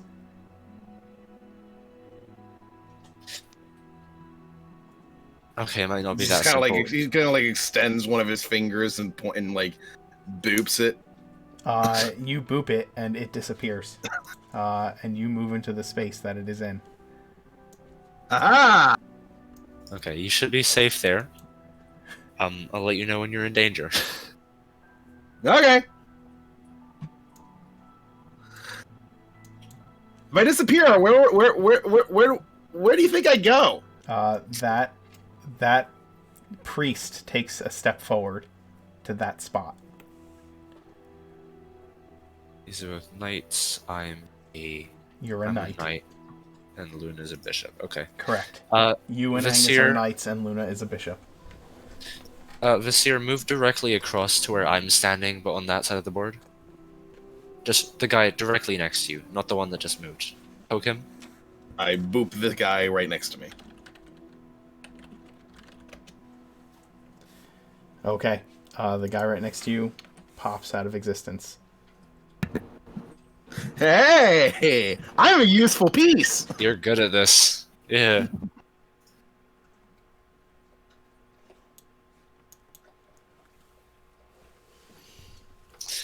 That's me. Okay. Only threatening me. I'm going to do a little 1, 2, 3 up here. Yep. And sit there.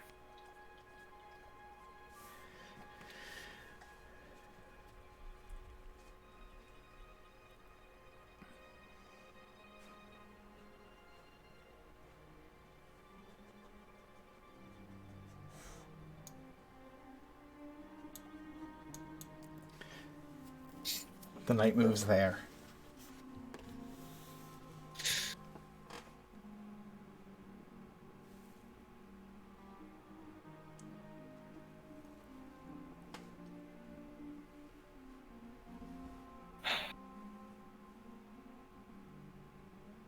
I love that everyone's following your directions, Mirth. Angus moved diagonally across the same color of piece to the left. Come stand right next to this lady over here. Angus isn't a bishop. Oh, he's a knight as well, He's sorry. also a knight. Oh, Luna's the bishop. Right. Okay. Uh-huh.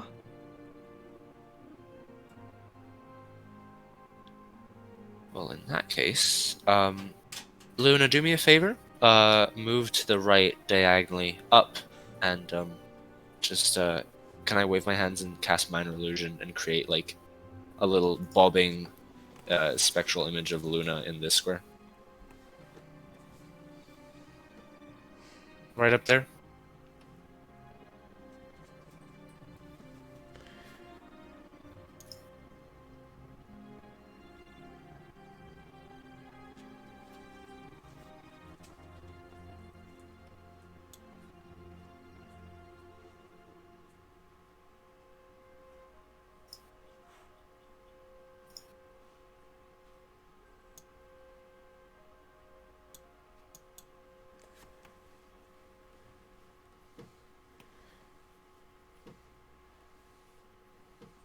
It's your move, Mirth.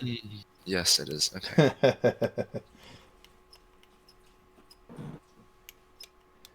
The knight moves into that position.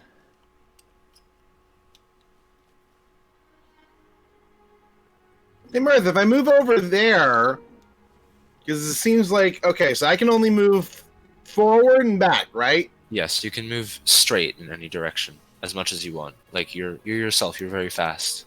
This guy moves in L's. Yeah, I move in L's. Angus moves in L's. Luna and this nice lady next to me move diagonally. Let's see. So that means that neither of you are going to get booped. Well, none of you are going to get booped, at least for right now. But I might get booped by this guy if he moves in an L to me. We don't So want that. if I move behind against the wall here, the lady person, then she's got to move, and I can't get booped. Correct. If you stand next to the wall right above the guy who's about to boop you, then one of them is getting booped next turn. Neat. Because they can't move too. Should I do that then? Yeah, do that. Do that. This is Okie going. dokie. This is going in rounds. Mirth, you've been booped. You can't make that move. That's a bishop. She can't boot me from there. Oh, she is the bishop. Oh, she's not the knight. You're right. No, the guy up there is the knight. Yes, the guy up there is the knight. I lost track. I'm sorry. Let's It's okay. You don't have that many to worry about. One less soon. see.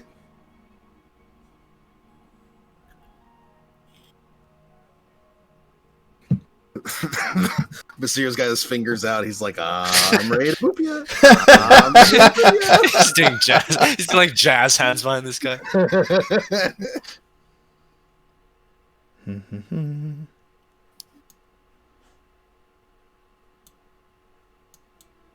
There.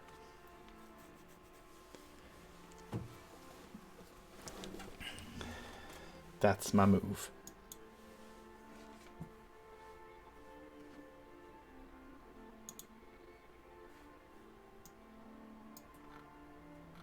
Oh, whoops. That shouldn't be like that. There we go.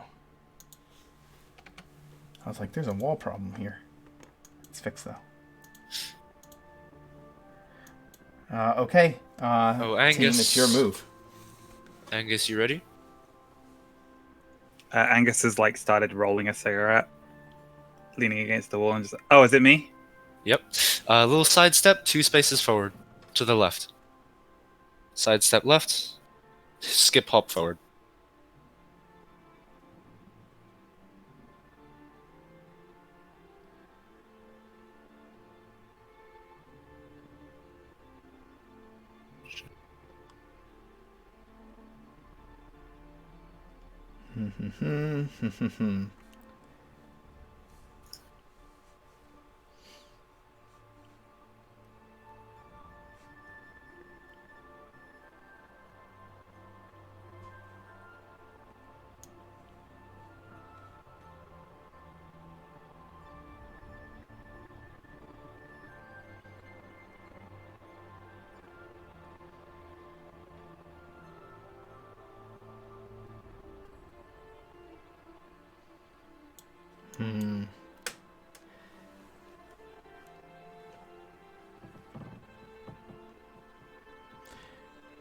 Where, oh, where do I want to go?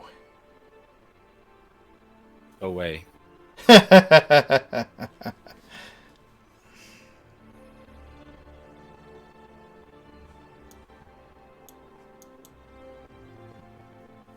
gonna move there.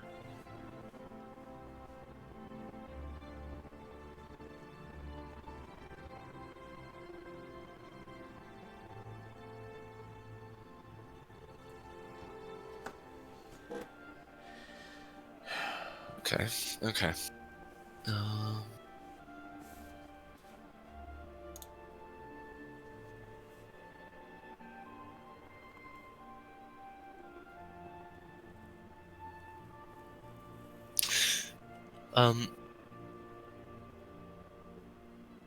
Angus, come right up next to me and then take a step forward towards Vasir.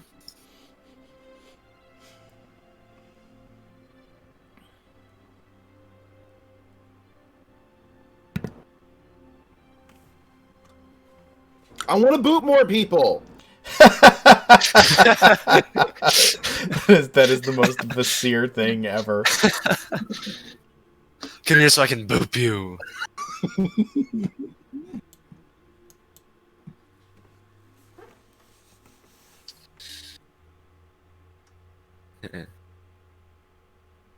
Okay, okay.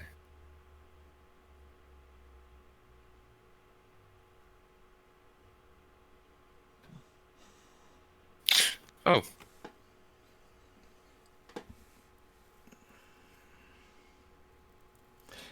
This would be terrible to listen to on a podcast because it's just people telling people to go there and go there. I should have colored the floor.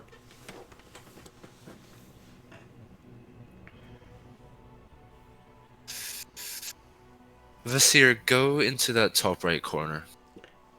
Okay. Naihu, Luna's a bishop.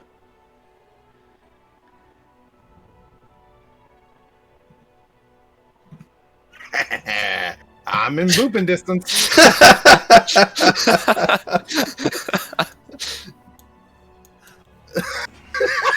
Oh, She moves away.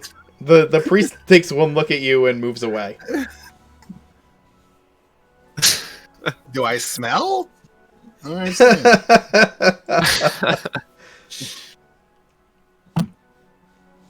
Hey, if I move right in the upper corner to Luna, either she has to move or the other guy has to move. Either way, I can boop one. Do that. What you gonna do now? The scariest rook. Laughs as he runs after you. Yeah. He is the most awkward rook of all time. Just the creepiest rook ever. This shirtless guy laughing, like pointing at you.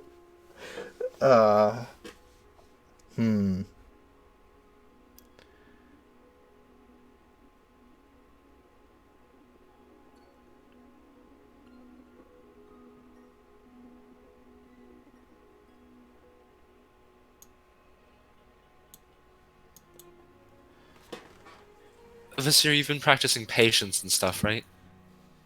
Yeah. You can wait a few seconds to boop, right? Because if you boop now, I'm going to get booped, and I don't think we want me to get booped. Okay, sure. Alright, and then I'm going to take 2 steps forward and just give this guy a pat on the head and say, you did good. Booped. Alright. I'll call out to the priest. It's 4-1. I don't think these are winnable conditions, and you didn't have a king to start with, so check. The priest does not respond in such a way. She just moves. She is going to move.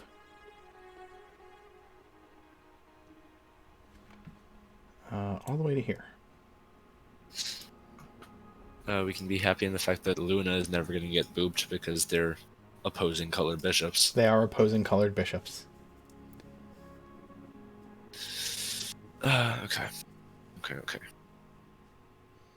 I have a feeling every time I get close to her in a spot where I can boop her, she's gonna move again. Yeah, that is kind of how this works. I should mention that the doors have closed as this has begun. I'm gonna go down here. Okay.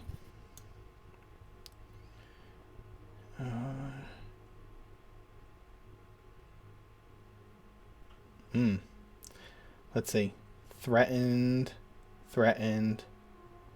Is this spot threatened? Yeah. This spot is not No, threatened. that one is. That is the only one not threatened right now. She's going to move there. Almost had her. Yeah, she's going to move between you and Angus.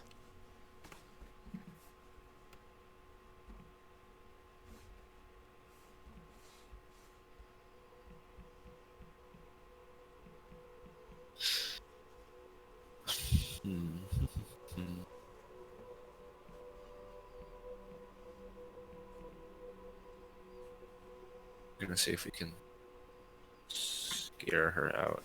Go. Oh wait, I can't do that.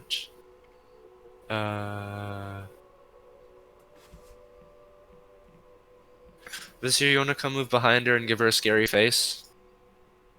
Against that wall over there? Wah!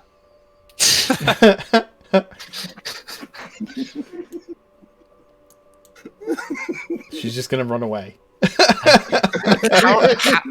How are we supposed to catch her? Yeah, I don't think you I have no can. idea. Yeah, I'm pretty sure we can't. I don't think you can.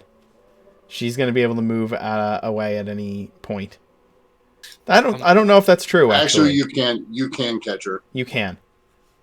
Yes. You can. Emmy said Vasir is living his best life, though. He always is. That's the point of him. That is the purpose of Vasir. He is just always living his best life.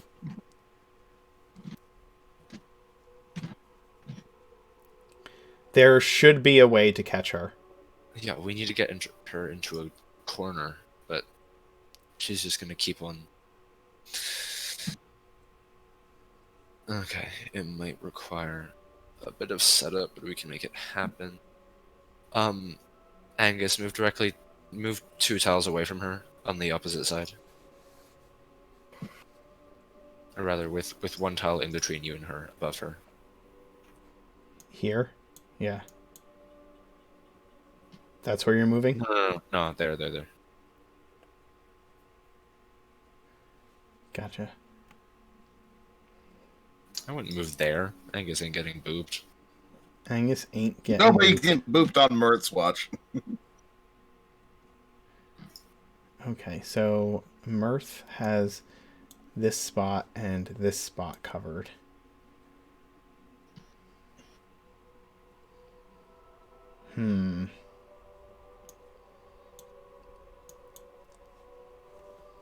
She'll move there.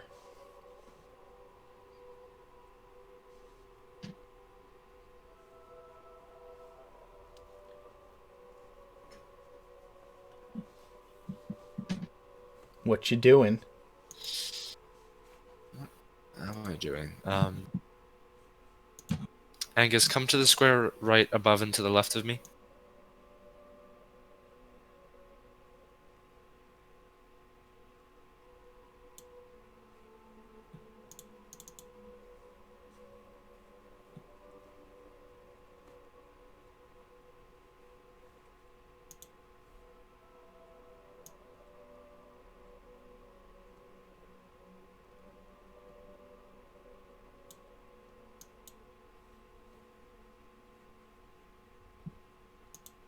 She'll move there.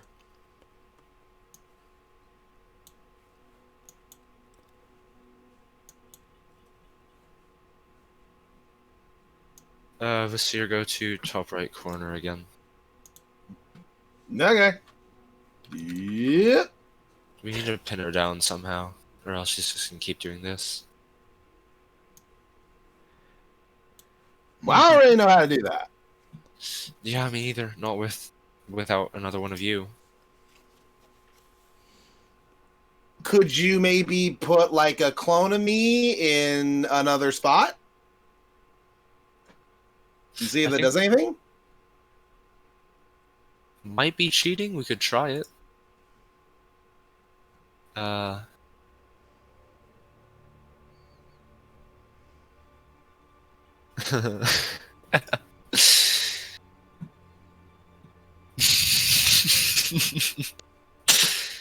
You're just gonna be stuck in this room forever.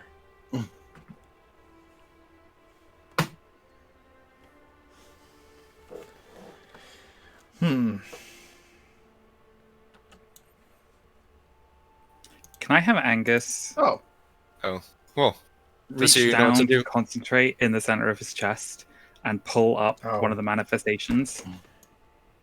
Burn a use of Whales from the Grave, and just direct and have Toril Vyas appear as a bishop in that spot there. Point to that spot there. I was going to say this spot here. So that it would tempt it into taking it and leave it open, that then Vasir could sweep in. You can.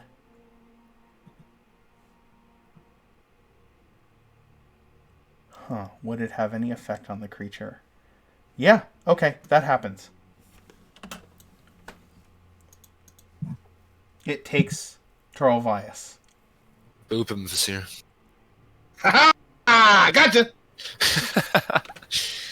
And Nice. as the last piece falls, the doors open. I just turned to Angus. Where'd you learn to do that? Or rather, when? I don't know. I don't really want to be using my Grave Pulse as much, not since what I did to Eldorath. And when I tried calling it up, it sort of took on that shape. I think that's Toraldias, the wizard. The first one. The lights, the dancing lights one. Yeah. So, I booped like 3 people. You did. You did very well, Vizier. How about you take a look into the next room, yeah? Good job. You deserve it. Thanks to Totally your doing amazing that. booping. All right. I'll You just- look into the next room, and I'm going to switch back over to Sarani. Yes. As I pull myself back into focus.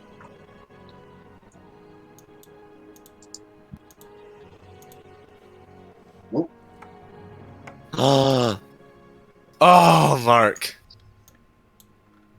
What?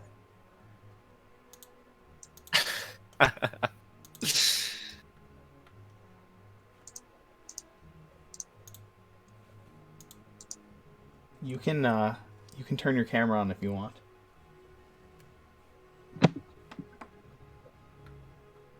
Who?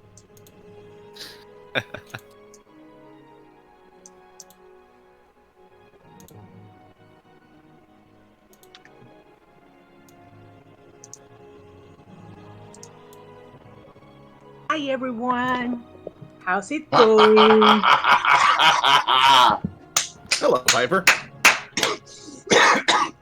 Mm. Wow. Piper,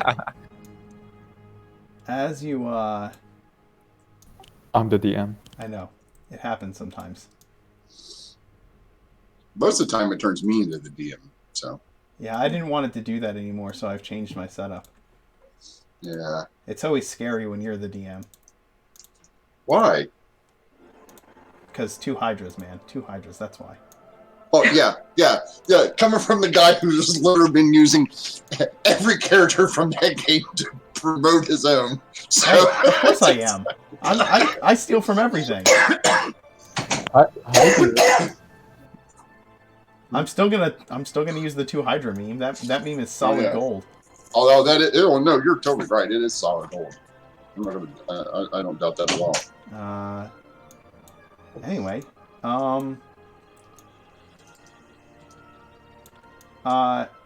Piper, it's been in Oridon, it's been 2,000 years since we last saw you, but in the Feywild, it's probably less time than that, maybe a few hundred. Is dancing, and she's going to start to sing. Joy to the world, Piper has come. Oh Let my everyone enjoy. Prepare the wine and start to dance. Bacchanals and already, and sky and earth sing. In the spring fields, we all get high. In after a couple of years, Piper, or after a couple of centuries of being back in the Bacchanals, is Oscar still with you? Is he the dwarf in the Feywild with you? Oscar was like 20 last we met him. If it's only been a couple of 100 years, then yeah, he's like late middle age now and just hanging out with Piper. Yeah. So the two of Piper, you, who is your friend? the two of you see this giant plant creature that is being dragged back into the crowd, directly next to where the two of you are. along with a stick in the mud high elf that some of your cousins, Piper, have brought into the Feywild to teach him what a good time actually is. They are dragged you are dragged, Sarani, directly next to a dwarf and a wildly singing satyr. A wildly singing satyr? Or just a satyr? No. A wildly singing satyr. Huh? What are you? I am Sarani. Oscar, what's up, Surani? I don't know. You are the one who is good with plants. He looks like he has vine thingies. You should try it on him. Maybe it will work this time. I should try it. Okay, let's try to make vines come out of the floor. Wait, no, we are all dancing. We were going to get tangled. And the last time, people got upset. So. Besides, bondage hour isn't for later. Yeah, bondage is later. Still too early for that. So what are you doing here? Are you came to party? No. I came through a fairy circle.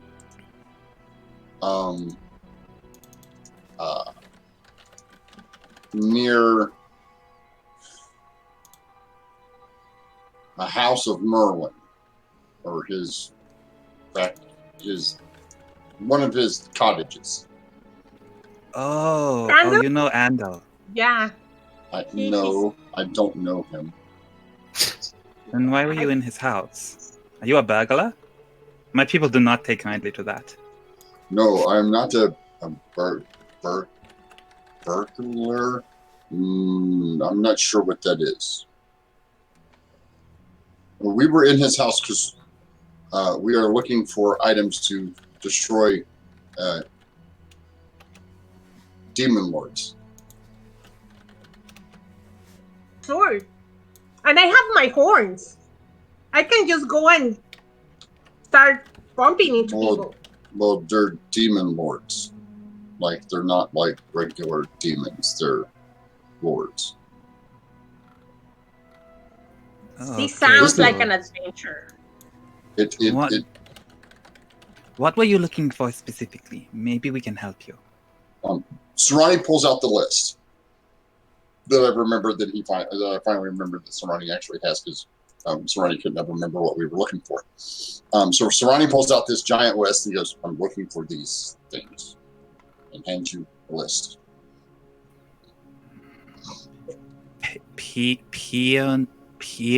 Pionix?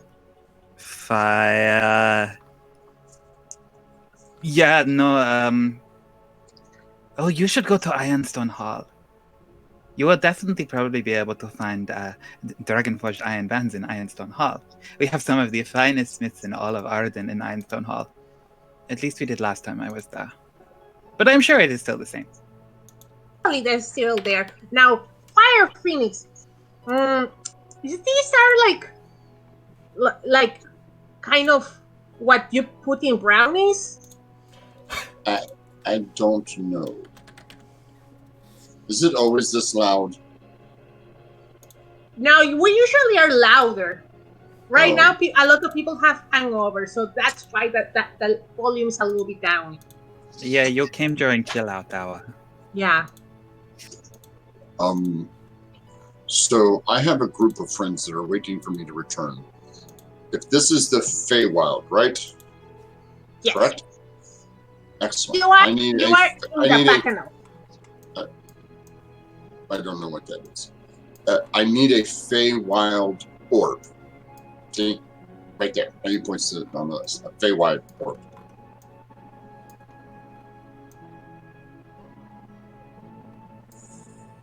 Also, angel feathers. Sarani looks around to see if there's like an actual angel standing around. Probably one of my cousins have met some angels, but that probably was a long time ago. Maybe she kept souvenirs. Would you like an apple? Sarani plucks an apple up and offers it to Oscar. Yes. Cool. Oh. How many of these can you produce? Why am I also Serrani? That's not Can right. you ferment them inside of yourself? You see Serrani reaches down into his shoulder, and his arm goes a little further down in and pulls out this gooey thing that may or may not have been an apple core weeks ago. He goes, is this enough? This one is a little overdone. Still, it is good to know in principle that it will work. You can make a lot of money brewing booze. It is how my monastery supports itself. Supported itself? I have not been home in a while. Bart said we were going to make apple pies. Why would you do that? Because Apple pies. What is this abomination you speak of? people in Twilight Hill like apple pie. Wine is better. Wine is better. I don't think so. At this point in your time in the Bacchanals and back and forth between Oregon and the Feywild, you do know how to go back and forth. Piper, you know how to get back to Oregon if you would like. Oh, yeah, you invoke the name of Rufus, and the phone booth appears. Yes, and you pile into it.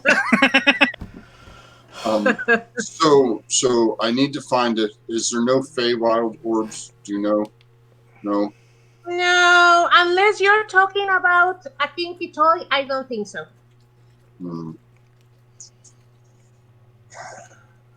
There's nothing on this list that you have aside from going to the dwarves, which I think we were already heading to the dwarves.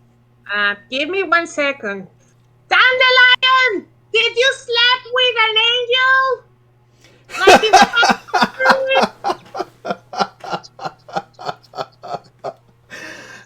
Somebody goes around for that elf again. Dandelion dances over to you and grabs your hand and starts spinning you in a circle, Piper. What did you ask? Did you sleep with an angel? What kind of angel? Any angel. He wants angel feathers. Did you get the souvenir? Well, I have a whole bunch of feathers. I don't remember which ones are angel feathers and which ones aren't. Oh, can you bring them over? He might need them. I'll take them all.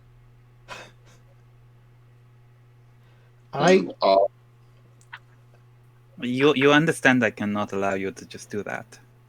We work on a barter system here in the Bacchanals. What will you offer in return that is equivalent in value? 2 feathers. Dandelion dances back and dances back to where she sleeps and comes gliding back over, and she has a boa on made of feathers from everything and anything you could imagine in Oregon. Oh, that would be quite nice. I could give you... This feather is from every partner I've ever had. Oh. Did you do that in a cat house? A what? No, there's no fur here. It's all feathers. But cat... Oh, wait. Not supposed to say. House of ill repute. Is that right? We don't have those in the here. Oh. To a house that makes you ill. No. It's for How mating. can a house give you a bad reputation? It's for... I'm not sure. Okay. Let's see. I could do this. And Serrani waves his hand, and I'm going to cast plant growth. And make all the plants really nice and soft, like clover. All clover. Multiple satyrs start finding places to lie down and roll around in the clover. A couple of little baby axe beaks, several generations removed from the original pair, comes gathering out, and Oscar's like, "Oh no, now you have woken up the little ones," and starts stumbling around trying to coax them back into their nest. Those are very nice. Do they get bigger? Yes. They get much bigger. You can even ride them when they are full size. How full size? Could I ride one? No, you're too tall. Hmm, You're too viney. I'm Yes. blind. Do you want to stay for the night? You will be very popular. I should probably get back to my friends. They're waiting. Do you know how to get back to the cave? Of course. Oh, Oscar, bring the painting. We need to decorate again. If we are going to see Andel's house. Okay, I will gather the supplies. Yes. We Oh, haven't God. been there for a And while. Oscar is gonna like just scoop up and have like several Axbeak chicks like carried under one arm and like this chest full of painter supplies under the other. I imagine Sure. Serrani would be very popular in this situation. I'm sure he would. Tentacle Man. Oh, yeah. Ant-Man? Of course he is. He is. The elf taps you on the shoulder, Serrani. Yes. Orbs made by the Fae are very, very rare. You would have to find a powerful creature here in the Fae realm, or find a powerful wizard back in Orden. I don't know any of wizard. those. Maybe we can contact Andel. He's an abnegation wizard. Hmm. You Is you he- said that you know you know Andel because you have been to Marwen. I still cannot believe that he called himself that. Well, I went we're through in all his. He hasn't trouble been. of explaining to him what his name would be in Dwarvish, and he just didn't care. I'm never met Andel Merwin. Merwin has been gone for quite some time. Whether he's dead or somewhere else, we do not know. In a field playing, what was he said? He was Rolf? Piper, you have not kidnapped Andel, have you? Not since the last century, no. Okay. Then this time it is not our fault. Yeah. Do you have anything that might be useful against demon lords? Magical items, spells, rare herbs from the Fae. You have herbs here, really rare. They're going to make you very happy. I could give you some of the wine that I have brewed. I have been reliably told that it could probably kill a demon. Oh my god. I'll take 2, just in case. And I will remind you again that I operate under the barter system.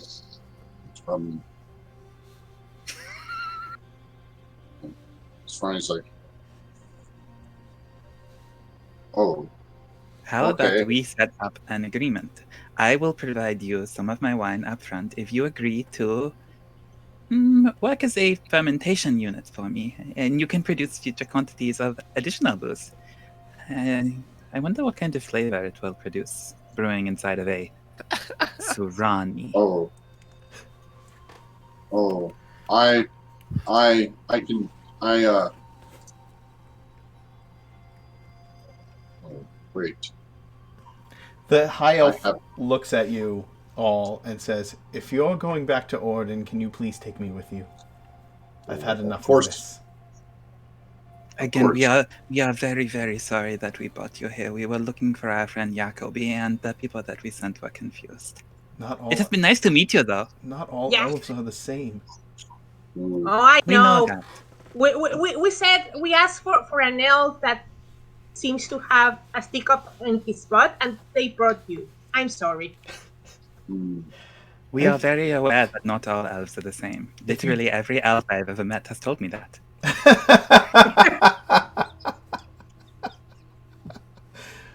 If you don't mind, I would love to take back some of those herbs and trinkets that you may have here in the Feywild and bring them back with me.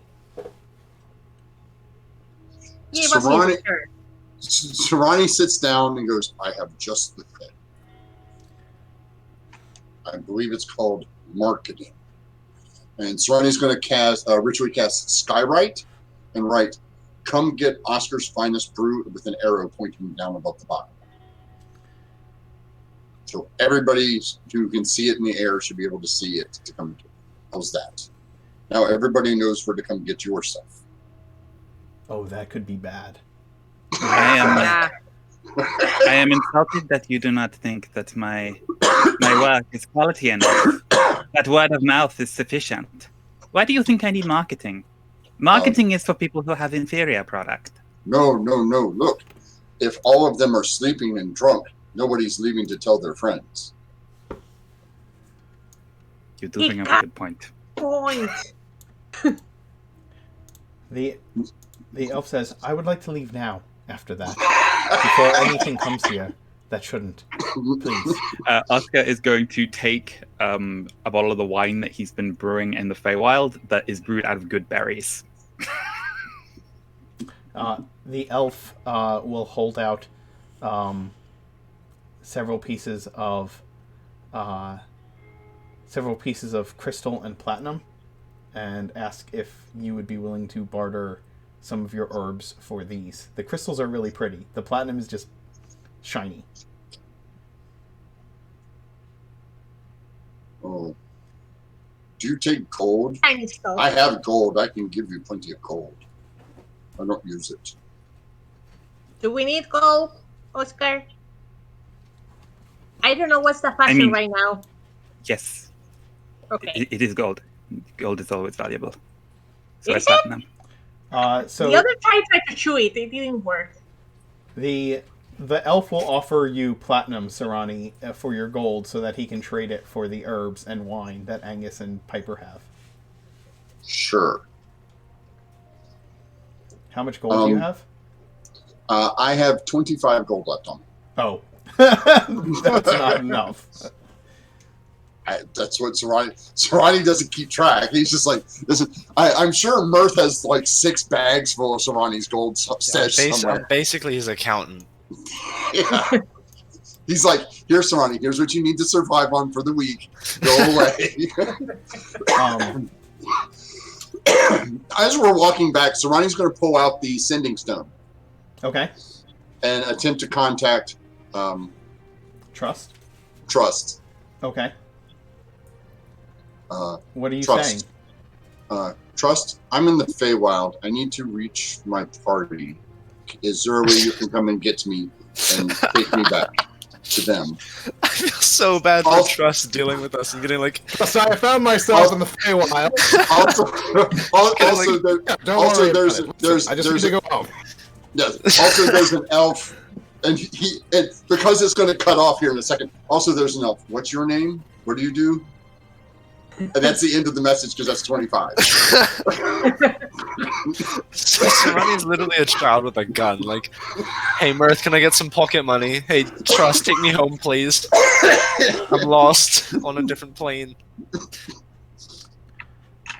I want to go home. Yeah. Oh my gods. I am not a taxi service. You found your way there. You can find your way home. Who let you have this? You did. You handed it to me. He's not wrong. You can't send back. Like, you can't respond to it. Sarani doesn't know that. He doesn't know how this thing works. He's like, you know what? This is not working. He never comes to get me. Tell you what. Here, I will trade you this rock that will talk to somebody. If I can have the feathers. Dandelion owns the feathers, so Dandelion will trade you the. Dandeliion's like, you can talk to someone? Yes. Oh no, poor Trust. All the time? Well, once a day. I'll give you this many of my feathers. And she pulls, like, she holds out a foot of the boa that she offers to give you for the stone. And how about, ooh, I have something else that you might like. And he reaches in to his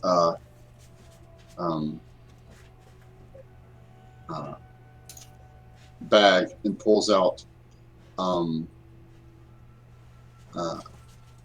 a dented and mostly used suit of scale mail. I don't want that ugly thing. It's not ugly.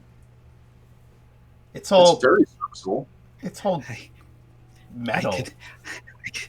I could fix it. I could fix that. Well, how about if I trade you? Oh, here. So, Oscar, I will barter with you this for your wine. That will do. And then How I many will trade. bottles would you like? How many bottles will that get me?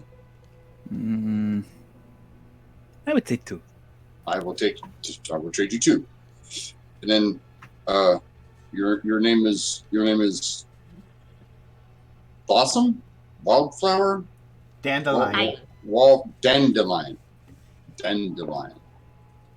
I would trade you these 2 things of Oscar's ale for the rest of your feathers. No, I want the shiny stuff that the elf has. Fine, I'll give. What do you say, Elf? I'll give you a ride. I'll make sure you get home to Oregon if you trade her the shiny objects for the rest of the feathers. Okay, so here's how it falls out. Okay. So you get her boa. Mm-hmm. She gets the shiny crystals. Mm-hmm. You And the sending stone. You also somehow end up with the platinum. Yes. The elf has the 2 bottles of wine, and Angus has the boa. Or Angus has the suit, or not Angus. Oscar has the suit of armor, and that's how it falls out. Yes, and Dandelion has the sending stone. And Dandelion And the fox also and the has goat the can't sending cross stone. the river at the same time. Wait, Yeah. what's that? And the fox and the goat can't cross the river at the same time. Right. And And then we, and and she we- has the sending stone as well. Dandelion also has the sending stone. yes, and then we will make our way back to the circle and let Piper return me back to where I'm supposed to be. Okay, Piper, you use the circle to send Sarani and the elf back to Oregon. What's that? Come back soon. Come back at night. It's better. Sarani goes, Oh my god. Well, Dio, thank you for joining us for this little Yeah. Be experiment. excellent to each other. yes. Oh See you my guys. god. Bye. Bye, Dio. Thanks, Dio. We lost the sending stone. Yep. We have 2 people who cast sending, and Forest grab soon. Did you really want Sarani to have it? He keeps getting mad at me every time I use it, so. Well, now horny Satyr has it, and Trust has to get calls from her. No. Yeah, totally. Mark, I blame you for this 100%. Oh, it's New awesome, shit. right? Trust/Dandelion. Yeah, you're gonna ship it. They're gonna have a long distance relationship. What's the worst that could happen? He kicks me out. I don't Yeah. work for him. I work for the big dragon with the empty pail. He's not a dragon. How often does the sending stone recharge? It's once per dawn, but is that judged by the material plane or in the Feywild where time is faster? Is he just Well- going to have constant spam? I guess we'll find out. I guess we're gonna find out. See? The first 2 sendings are just gonna be like, "Are you cute?" and then like 80, like a 22 words worth of giggling, and then the second one the next day is gonna be like, "Do you have feathers?" Yeah, that's the most important question that she has is, do you have feathers? Yeah. So Sarani appears back in the circle. Yeah. And how much time has elapsed? like seconds, minutes. Minutes have passed. You've been gone probably for like an hour, and only minutes have passed. Oh wait, so that means I'm still in the middle of my ritual, right? Yes. Or hell, we might even not be even done like talking to the angel, if it's a few minutes after. It's been 86 years. Well, hope you guys won. Serrani steps back out onto a desolate plain. Fire, brimstone, running around. I think they lost. Can we go back? The elf is looking around like, hello. Where exactly are we? Corio Forest. Why? Oh, that's a long way from Dragon God Keep. Well, you can come with us. We'll be heading closer to town. You probably don't want to wander through these woods by yourself. That's quite all right. I can get myself home. And he's going to cast teleportation circle. Oh wow. Well, it must be nice. So Serrani heads back down inside, sees Mirth sitting there. Well, actually, Serrani heads back down inside and sees the planar, right? Yeah, they don't even realize you're still near them. Yeah. Like he got a sending a second ago. Yeah, I got a sending. Like walking down the stairs. I'm right here. What do you mean? When am I going to be back? I'm back already. No, the sending came when you were when you were still there. Like for you, an hour or so has passed, but like for them, they haven't even sent the sending yet. They've sent the sending. It's they have been teleported. I'll say that it's been enough time that they have been teleported to the other room, right? Right. So you go back down into the basement, and the angel's gone. They're gone. It's just a circle in the center of the room.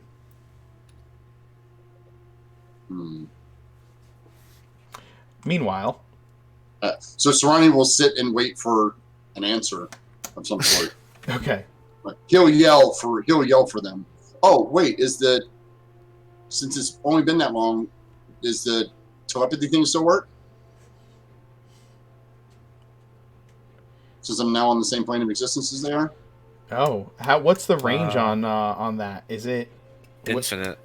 It's infinite? It's infinite on the same plane. So if he steps back into the same plane, would it reconnect or not? That's the question.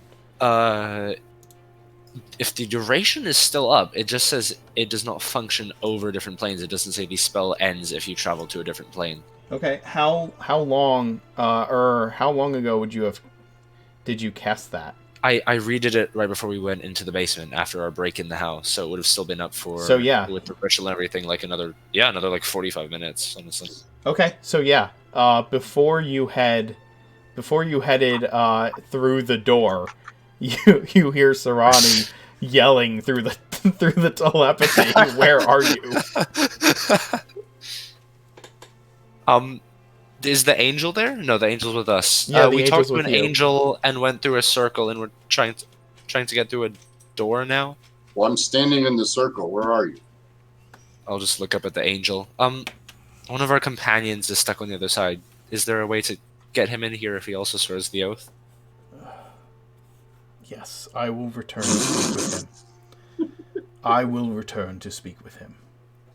Okay. So you guys go through the door, and the angel goes back. Okay? And so things have continued to commence in the way that they did. The angel returns to you, Serrani, and tells you that, and explains to you that you must swear an oath to not use anything within Mythfont for your own selfish gain. Otherwise, it will return and smite you. Does using it to rid my home of a demon, Mariga, count as selfish? Is that in the service of all of Oridon? Yes. Then no. So I agree.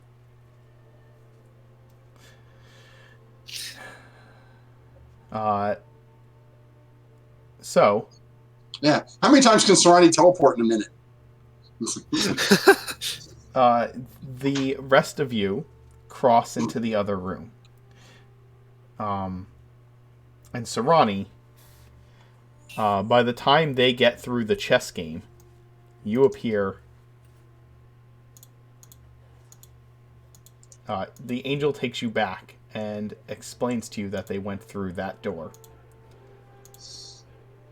And then you arrive here. Okay, well, Oh, Not here. Give him. You I'll give arrive him- here. I'll give him directions to where we are. By the way, the telepathy to Serrani continues to function even after you are in Mythfont. Even after you go through that door. Huh. Why Okay, is so it not- it's on the same plane, but it could be very isolated somewhere. Interesting. The rest of you complete the Serrani, you walk into this room just as the door opens after the chess game. We'll say that. That probably makes the most sense for time frame wise. There you are. Oh, Serrani. Serrani has a boa of feathers wrapped around his neck. I don't suppose those are all angel feathers, are they? They're feathers. You'll have to sort through them to find out if there's angel feathers in it. Okay, can't be that bad. Did you? Serrani Get just found anything all else? the angel feathers in one just by going to the Feywild. I'm just kidding. That did not happen. So Serrani goes, he leans on Mirth. Do you think Trust will be mad? I did have to trade that sending stone for him. But when I asked him to come and get me out of the Feywild, he told me he wasn't a taxi service and to find my own way. So I figured that stone was no longer useful to me. So I traded it for these feathers. You just see Luna face palming while walking out of the room. If there is an angel feather in there, maybe Trust won't kick you out. We will pray. Just to make this clear, the sending stone given to us as part of the secret society that we have sworn an oath to maintain the secrecy of is now in the hands of some random denizen of the Feywild. Not random. Her name is Dandelion. She's a satyr and she's very nice. Either way, it's somebody. So was Oscar.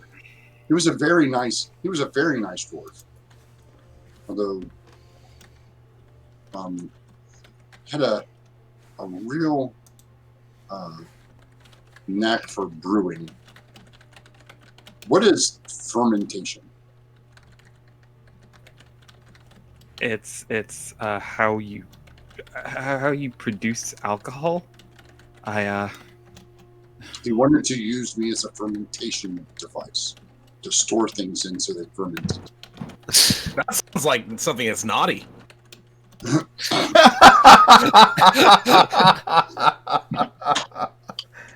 Oh my god.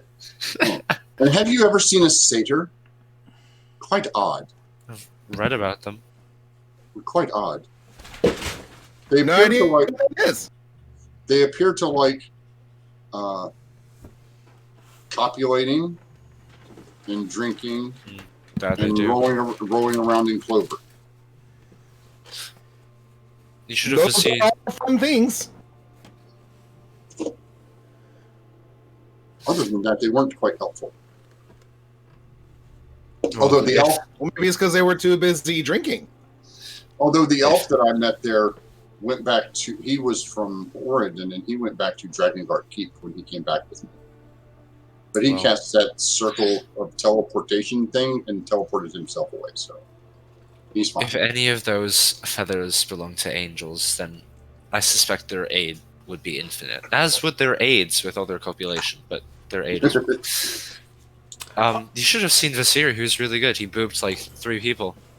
Oh, I did. I booped 3 of the 4. You wow. look in this room, and it is an exact copy of the room that you came through, with the exception of the fact that all of the doors are open. And in the middle of the room, the figure that is standing there is Vidian holding a crescent moon. Hey, look, it's been a... Are you asking or telling? No, telling. I'm looking at my sheet here. I believe it's crescent moon. It is the full moon. I'm sorry. The crescent room is the room that the Legion went through. This is the full moon.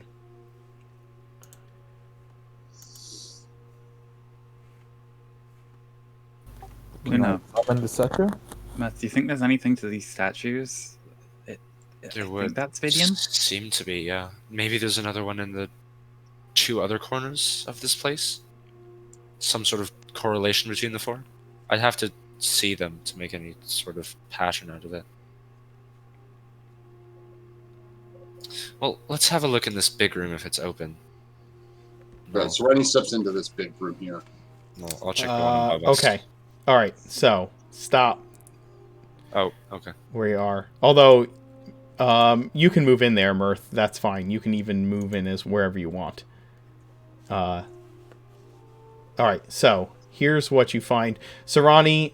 You find in that room that there is there's an open door across the way from there, catty corner to you. There's a hole in the floor on the northern edge of the room, and this room is... Let me pull up the description. It is filled with banners of Vidian, Merwin, the Valkyrian Imperial Seal, just various banners from throughout history.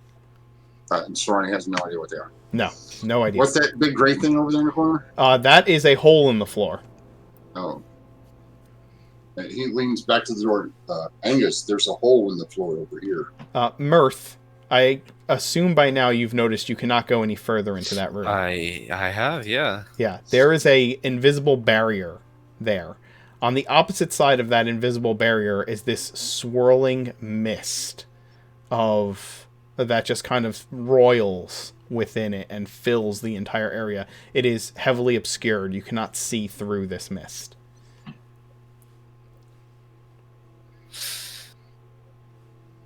Can I get detect magic running? Yeah, And I'll sweep the room. sure. The room, there's magical energy. There's magical energy basically everywhere that you can see, but specifically on the wall, the invisible wall. If you focus, it's conjuration magic.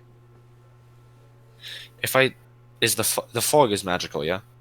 The fog beyond it is magical as well, yes. If I sift through the energies of the fog, are there any strong points of magic behind it? Or in the fog rather? Give me an Arcana roll to see if you can differentiate between the wall, whatever the fog is, and whatever's beyond 30 it. and 32, take your pick. Jesus. Okay. The wall is conjuration. The fog is necromancy. And there is some point down here that if you move into this corner and peer down, there's some point down here that is a more intense source of necromancy magic. So, okay, this might be a cloud kill, which would be bad. And if that's the case, I mean, how Sarani, bad could it be with the word? Yes, dude. are you good with poison? I'm not good using it. I mean, I can survive it better than most. I may need you to survive some poison for me. Oh wait, no, Vasir, come here. Okay. You're good. That necklace I gave you also protects you, right, from poison?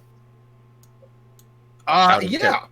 Out of character. I don't know that he is completely immune to all of it now. Okay. Yeah.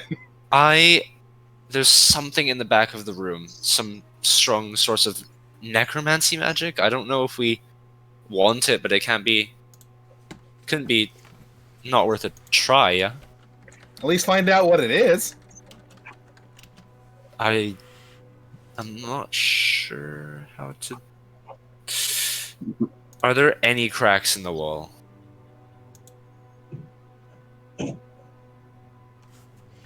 No.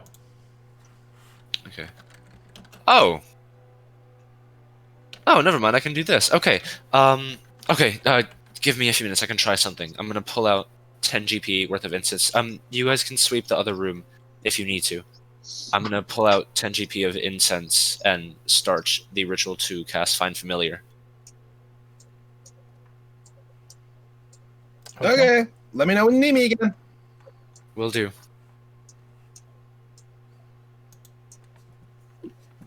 Please remember what I said.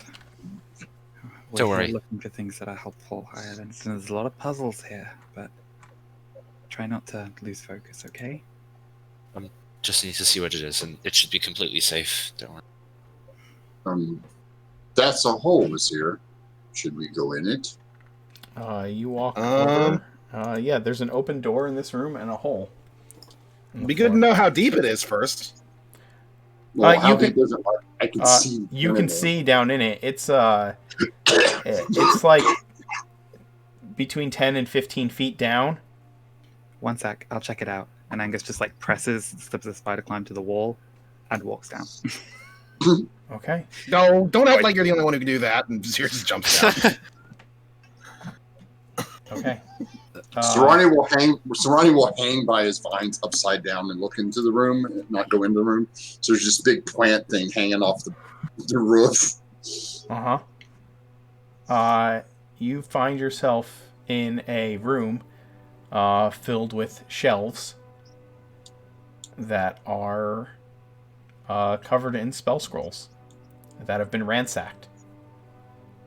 There's also a large metal-looking blast door on one wall, and on that same wall on the opposite side, like further down the wall, is an open door. Didn't that angel guy say that he was here to protect anything from being stolen from here? Why does this look like it's been rummaged through? Well, we know there's multiple wards, right? He was guarding the third. Queen Evelyn said that she'd sent a team to try to find their way in. It's possible that they were the ones who were here, or somebody else. So are there like multiple entrances to this place? It seems like that room we passed with the statue, that might have been a different entrance. If all the entrances have the statue, anyway. Huh. Well, that's going to make things difficult. What if people are already here and they already took anything that might be useful to us? Then we'll have to find them and track it down. Hopefully the things that we need are here. Those are spell scrolls. Maybe we should take a look at them. Or let Mirth take a look at them. He's better at deciding what is good and what isn't. I think we should move.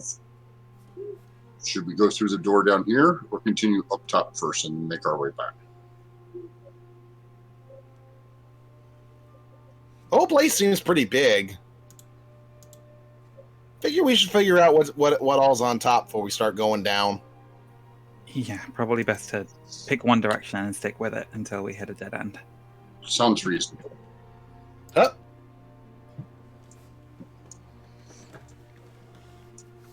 And actually, I think the door in there would have been closed, but it is there. Yeah. Serrani instinctively reaches an arm down to help Angus and Vizier up. And then they both just walk up the wall. We both just walk up. Yeah. The wall. But Serrani instinctively just reaches down to help you up. And he's like, oh, okay. And then he'll enter this room here. All right, hold up. Yeah, sorry. That's okay, because by the time you guys do that, Mirth has completed casting his Find Familiar spell. Oh, wait. Alright, I'm going to summon Pendragon on the other side of the Wall of Force, or Force Cage, whatever this is. Okay. And it just says, and you can summon them in an occupied space within 10 feet. I don't actually have to see it. How many hit points does Pendragon have? He has 7 hit points and immunity to poison damage.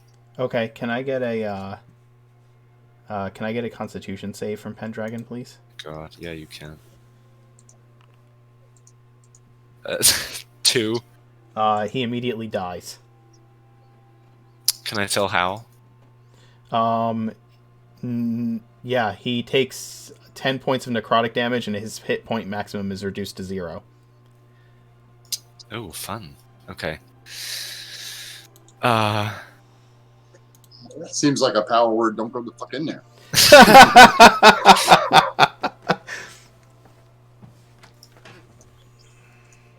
Which by the way, I'm adding to my spell list later for my wizard. 10 gold, well spent, Mirth.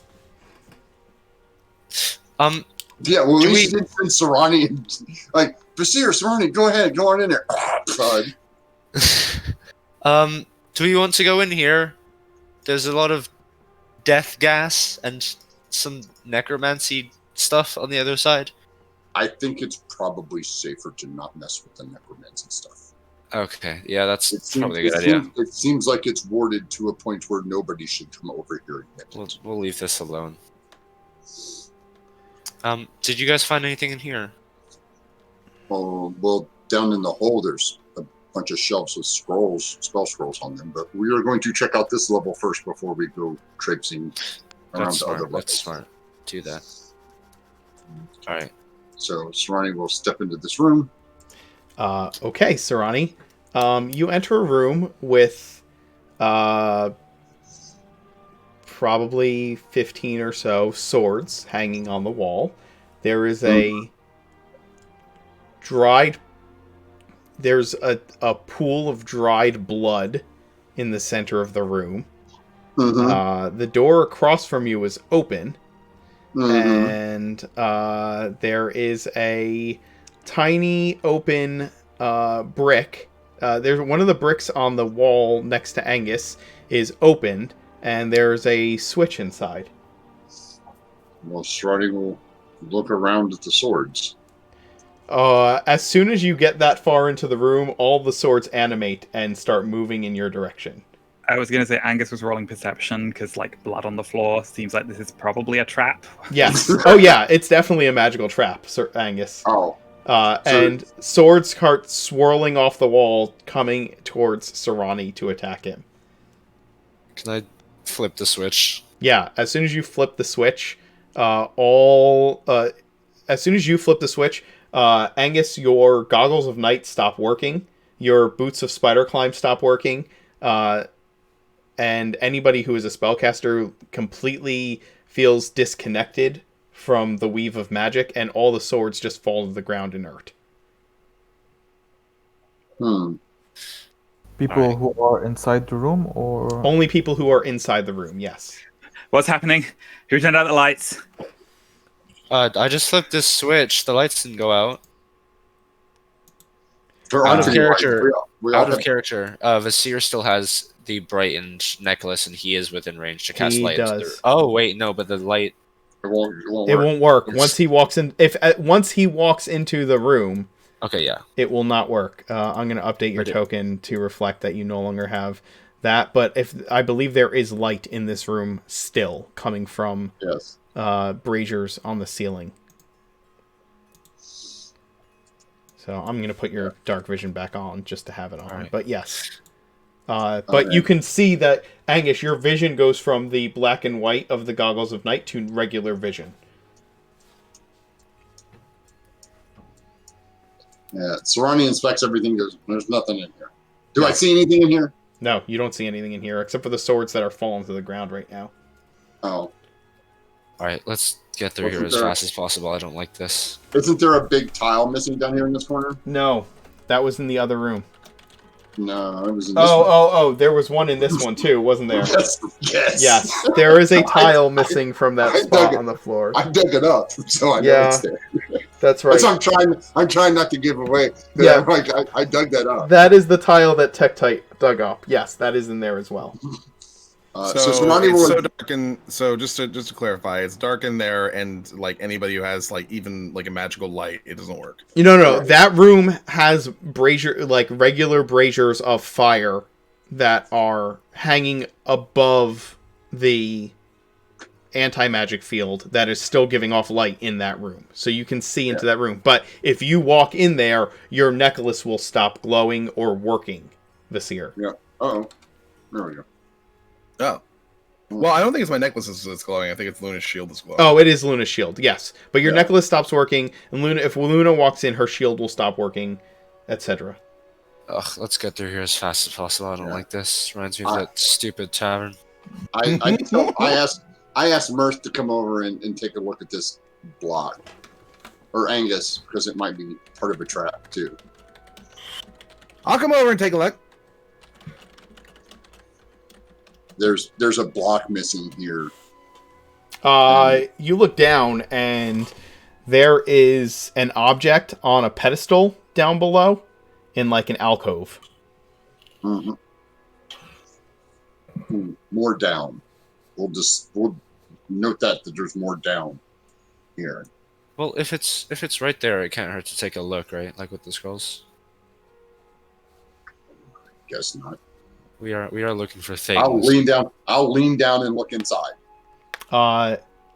Yeah, there's just, like I said, there's the alcove, and then beyond the alcove, you see a broken something, Serrani. Some kind of broken metal something. Yes. It appears to be some sort of metal object that has been broken, and several things in alcoves. Well, probably our rummagers from earlier. All right, yeah, that's fine. Let's go.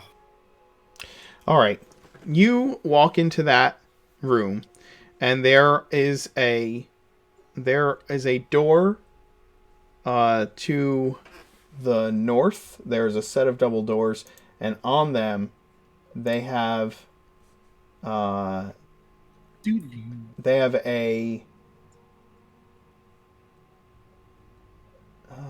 no, that's not right. Yeah, it is. They have a crescent moon on the door to the north, and there is a half moon on the door to the south. The door to the south has no handles on it, and the door to the north has a set of door handles upon it. And then on this side of the room, and I will draw this here, is a thick green wall of thorns and vines that seems to twist and entangle within itself. And that has a densely pollinated cloud pouring out of it.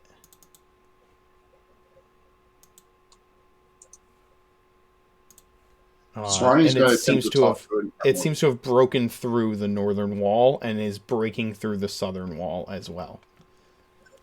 Serrani's going to attempt to talk to it in Primordial. It does not speak back.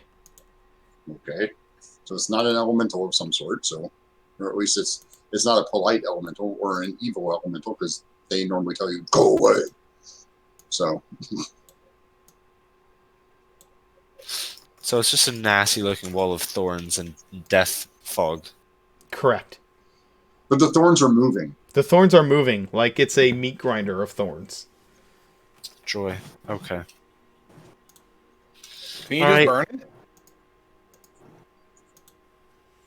What was that? Can you just burn it? Could we just burn it? I mean, I don't know. Can you? It looks magical. As somebody who has served aboard a ship below decks, starting a fire in a contained space with limited oxygen is generally not a good idea. If there's another way through, we should try that first. First, make sure that you can magically put it out, but then also magically burn it. I don't know. This is an idea. I don't really know. As I you love- stand in this room with a door that opens to the north and a door that seems to be handleless to the south and this wall of death in front of you, I think we are going to have to bring today's session to a close with you still exploring Mythfont. And do some favorite moments because I believe Alex needs to get going very soon. Yeah, here in about like 10-15. Yep. And so, thank you for this insane journey to the Feywild and the enjoyable activities here in Mythfont. Let's go around and do favorite moments. Alex, what was your favorite Visir moment today? Booping people. Booping people. He had a lot of fun with Dragon Chess. I feel like you had a lot of fun booping people. So, yeah, that was entertaining to watch. Anybody else favorite Visir moments? The fact of this, it was the booping people part, but it was more of the seer going, "Can I boop this one? She's going to run away from me. Can I boop her now?" Like really wanting to do it, but Like- was really trying to make sure that he did it in the right order. Just impatiently, like, please let Yeah. me do it. Please let me do it. Yeah. I liked the quick little grab of Luna's hand before he went through the portal. Hmm. Oh It's yeah. just That was a small and Luna fast. moment. Luna's the one who said that she Yeah, that was a Luna grabbed his moment. hand. Oh, sorry, I didn't. Oh, I forgot. Yeah. It was them holding hands in general. I really liked Angus going like, "Don't worry, I'll just get out this room," and starting to walk down the wall, and Visir just being like, "You know, I can do that too, right?" And just immediately following. Yes. Don't you start showing off with your slippers? Yeah. Yeah. I don't need slippers. I can do it barefoot. Nah. My favorite Visir moment was when he showed up to the game. That was my favorite moment. This is every single time I'm like, this is what Mark's gonna do to me. Every Well, single it happens with enough frequency that you notice that I do it. Mhm. Mhm. Yes, Emmy, the shade. My willpower when it comes to waking up is very low. We know. It's okay. We, well, I'm used to it by now. We just start without you.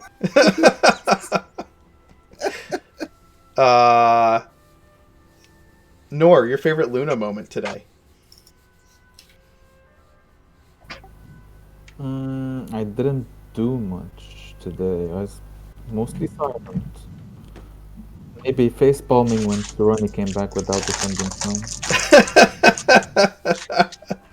I think it was every reaction you had to Surani being in the Feywild just was gold. And that's more of a Nor moment, but yes. Yeah. Like Although, this, by the way, while we were doing the Dragon Chess stuff, like she moved like once and that's it. Yeah. Just kind of like stood there for the Yeah, rest of the I mean, Is- it- what do you do? It's a bishop on the opposite color. She can't do anything. Yep. Oh, I will say that for real though, one of my favorite Luna moments was when they were trying to decide whether to go through the portal and agree with the agree to the Planetar's terms. She went around the room and asked everybody what they thought they should do and whether or not they should wait for Surani. And I thought that was a good moment of like Luna wrangling the party in a direction. Yeah, that was quite Luna-esque.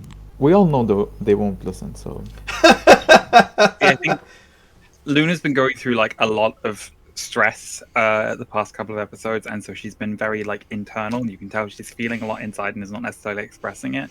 So one of the things I think was really great is that when Mirth cast the Contact Other Plane spell, like Angus went and like directly told Mirth like that was really risky. You probably shouldn't have done that. And Luna, you can tell, had the same thought, but had the instinct of like, this can save her another time. Right now, we need to focus on what's ahead of us. Yeah. like last week, remember what Mirth and Angus said to her, so you know that was Yeah. David, your favorite Angus moment? Oh, go ahead. Keep going. No. Speak. I just wanted to say that what happened at the end, I couldn't follow because of my connection. I didn't know what happened. So, Okay. if anything important, if somebody can tell me later. Yeah, give Nor an update in the Discord chat of what happened. David, your favorite Angus moment? Having Toril Vyas basically manifest out of frustration of like, this is taking too long. This is a simple puzzle. Why aren't you solving it? Like this elven wizard who's just like, why is this taking so long? Just manifests, goes to a spot, sets up the wind. Like using something that's designed for combat to solve like a non-combat problem. Mm-hmm. That was really fun. Yeah. I like the fact that it's more of a David moment than an Angus moment, but I do like the fact that David is actively using the changes that happened rules-wise as a character development. Yeah, point. dude, it's fucking that's perfect. It's crazy. just it's very spooky at the way you can manipulate your abilities in a way that suits the character like that. It's kind of freaking me out. I appreciate that. I appreciated what you said about Angus going up to Mirth and being like, that was really risky. I know what you were doing. Like that was a risky thing to do. We all know that the last 2 times you've tried to use it, you've contacted someone you did not want to contact, and you tried it again, and that's pretty dangerous. Well, it's also Angus dealing with a lot of internal guilt over the fact that last episode Mirth promised, like, I will find the answers that we need to break this curse that's on you. And it's Angus being like a little bit wary of how readily Mirth is just like, I'm going to open my mind to all kinds of horrible energy. And it's like, please don't get cursed for my sake. Yeah, exactly. Yeah, I think that was my favorite too. Angus and Mirth.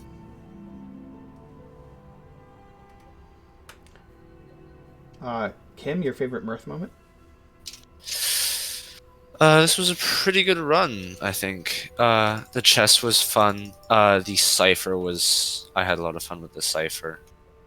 And I also think that Mirth very much took charge this episode, because this is his jam. Magic and stories and weird little tricky shit. This is his thing. So yeah, absolutely. This is Mirth's wheelhouse. Yeah, it's conversely why I love the fact that Mirth did not listen to Angus's warning whatsoever, and is fully just like, look at all of this cool stuff. I can't wait to touch it all. Yeah. But I gotta say, my favorite Mirth moment is when he asked about his mother. That was something else. Yeah. We're used to Mirth or Kim actually, his IQ going over 3,000 during everything that he does. But that moment was very special, I think. Mm-hmm. Emmy said offering the tea and taking the time to chill out Angus, and fanboying. Yeah. Mine. For Vasir, she said the joy of booping. Yeah. Mine for Mirth. Mine for Mirth was there's a lot of really evil stuff in here, but I really, really want to see what it is. It might be helpful. Mirth, it seemed like Mirth was trying to convince himself, not us, that it was worth the risk to go see whatever that is on the other side of the gas, right? Like he's trying to validate the fact that he really just wants to know what it is. Like it may or may not help, but he's trying to validate that fact. Yeah, because I really want to know what it is. I really want to know what it is, and him trying to validate that fact, and then finally coming to the conclusion like it's not really worth it. Right? It's probably not worth the effort or the risk. Yeah, absolutely. Just the sheer curiosity that Mirth has for everything that's going to pop in here is so good. I can't wait. Also, I got to talk to fucking Merwin. Yeah, Did So- you? You don't know that. you don't know that. I got to talk to somebody who I think is Merwin. Yes, that is Yes. accurate. It could have been Oh. Enid Volkmar again. Yeah. He sounded too nice. He sounded too considerate.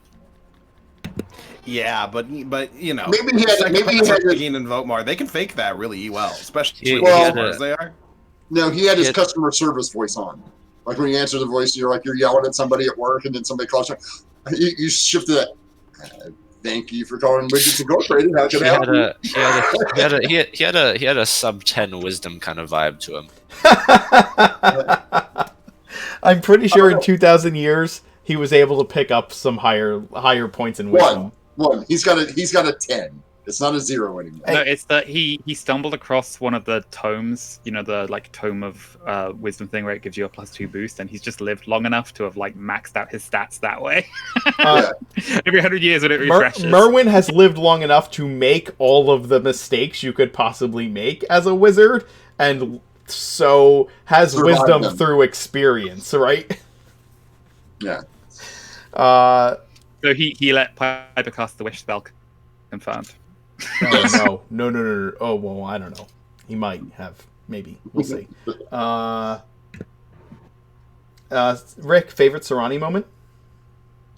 Oh, Piper and Oscar. Yeah. That's I can't, Yeah. I can't fanboy enough. But the interactions with those, like, and it really was something that Serrani would do. Just like, I have no idea what I'm doing here. Oh, you want this? Sure, here. Let's. Oscar's like, we barter.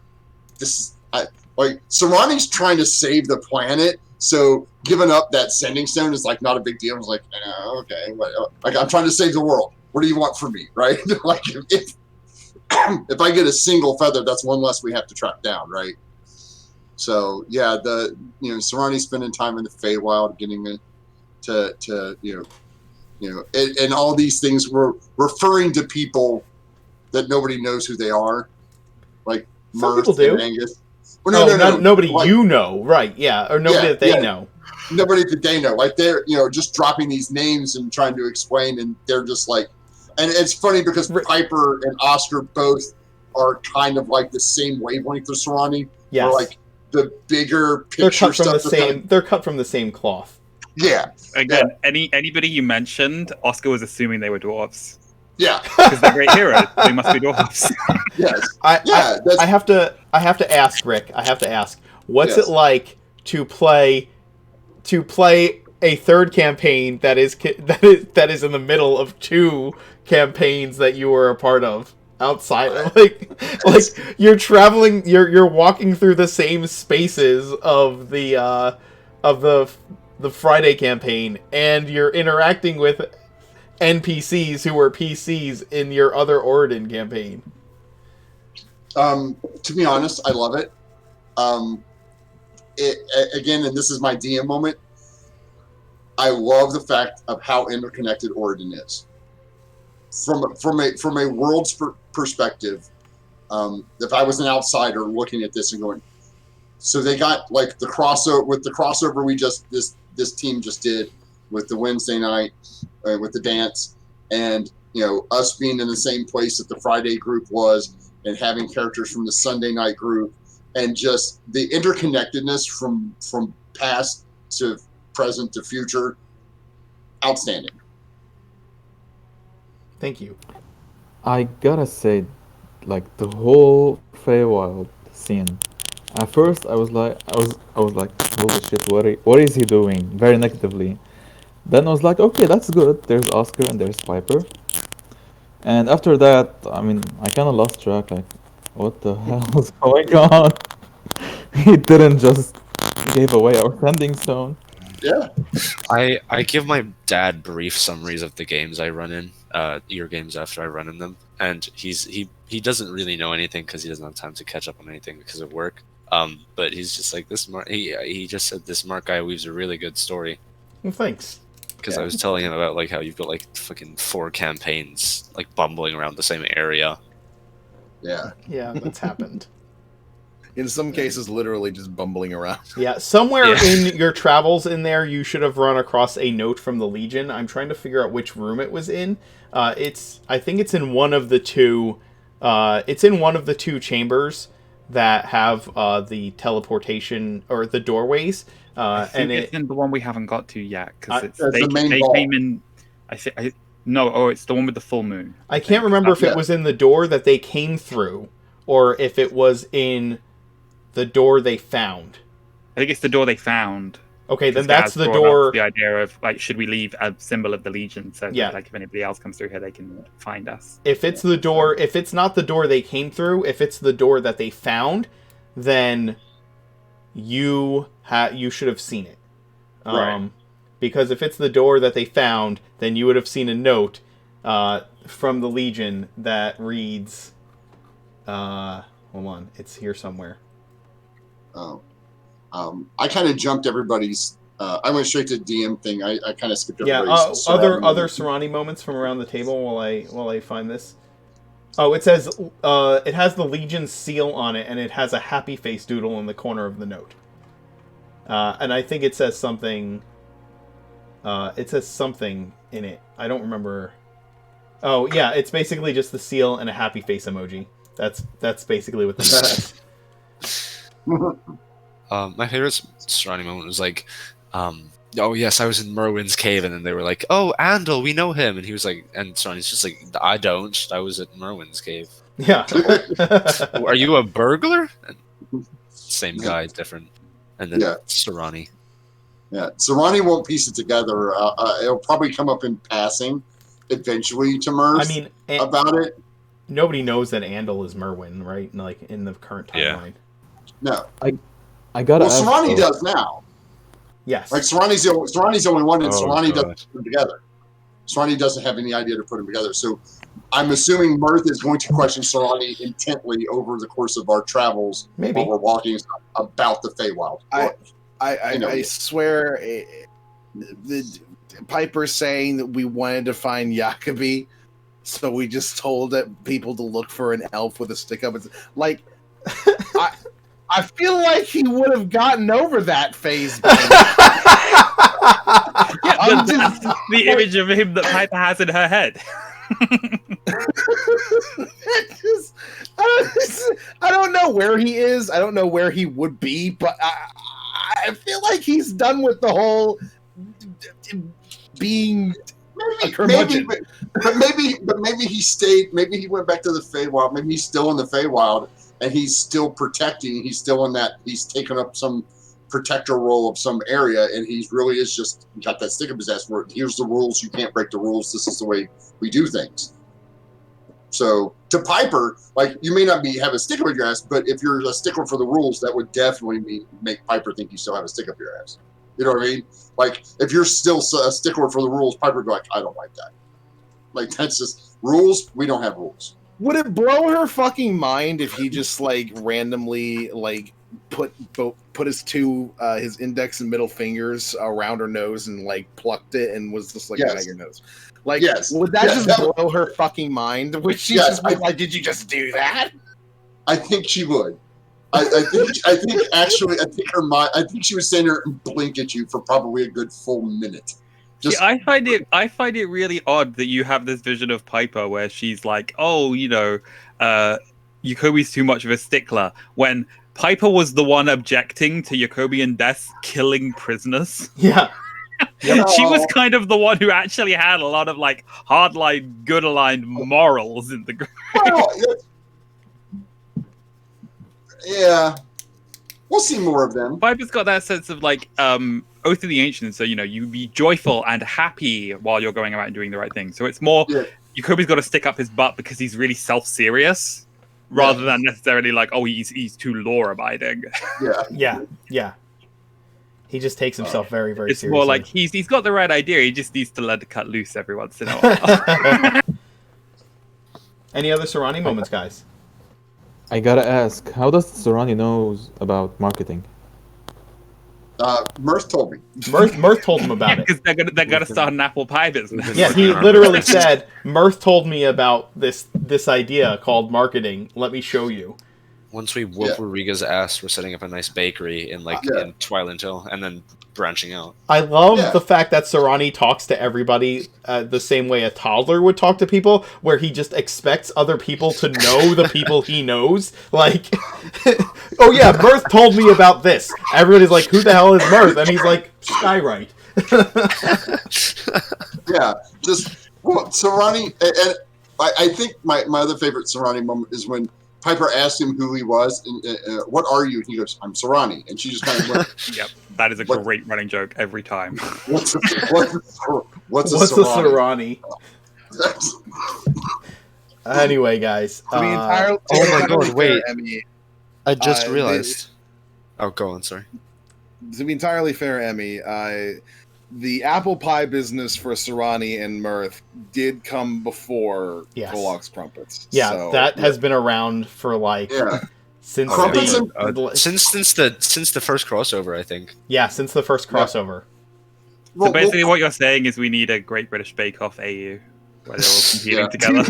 We've only got 2 bakeries right now. We need to get more in Orden. For right now, we have the Can we Apple get Pie Bakery Merwin and to, can we Kolok's get Crumpets. Merwin to like dress up in like a kimono and have like a samurai sword and just like host an event of like Kolok's Crumpets versus Mirth and Sarani's apple pies? Oh my god.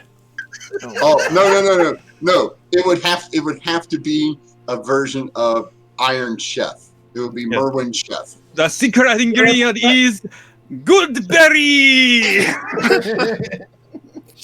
I just realized that we mentioned Sharpeye once at the start of the episode to say that we stopped forgetting where he was, and we have not questioned where he is since. Oh, he's guarding the prisoners. He's Oh, been God, there. yes, He's okay, been guarding the that's why. prisoners the I I whole knew time. where he was. I didn't We all knew ask. where he was. He's he's just been not with the guarding party. I forgot. I thought he was. Oh my god! I thought he was just like wandering around behind us. Can No. I say what a stone cold badass the guy who runs the Wandering Fey Traveler is then? If he teleports back into the material plane, sees a bunch of wood elves lying captive, and it's just like, yeah, fuck this, I'm out. They were on the other on the side other of the side. house. They're on They the were other on the side of other the side of the house.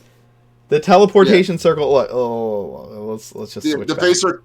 Yeah, the face circle's on the other side of the house. They're here with Sharp-Eyed, and they showed up in this circle right here. Yeah. So he can't see anybody. Sorry, Puddle's gone, and Puddle's not gone. yeah, No, Puddle's- Puddle is gone. I put up like I put Oh, up yeah, the you put- concentration yeah. spell, and the duration is gone well Yeah. over. I think. there. That should be accurate for the map. Go, you I'm gonna guys find can't a way- see anymore. But yeah, We're gonna figure out a way to make Puddle permanent. a permanent puddle? No, Yeah. God, no, nope. Yeah. Favorite DM moments? Well, you heard mine, so Yeah. Yeah, bringing Dio on to bring Piper back, and then just rolling with it with letting me be Oscar as well. Yeah, that was my favorite Because the moment. timeline lines up. So Yeah, that was my favorite moment for me, was bringing you guys in. Oscar and Viper, all the way. The lore and thought behind Mythfont is just very very cool. Love that. Thanks.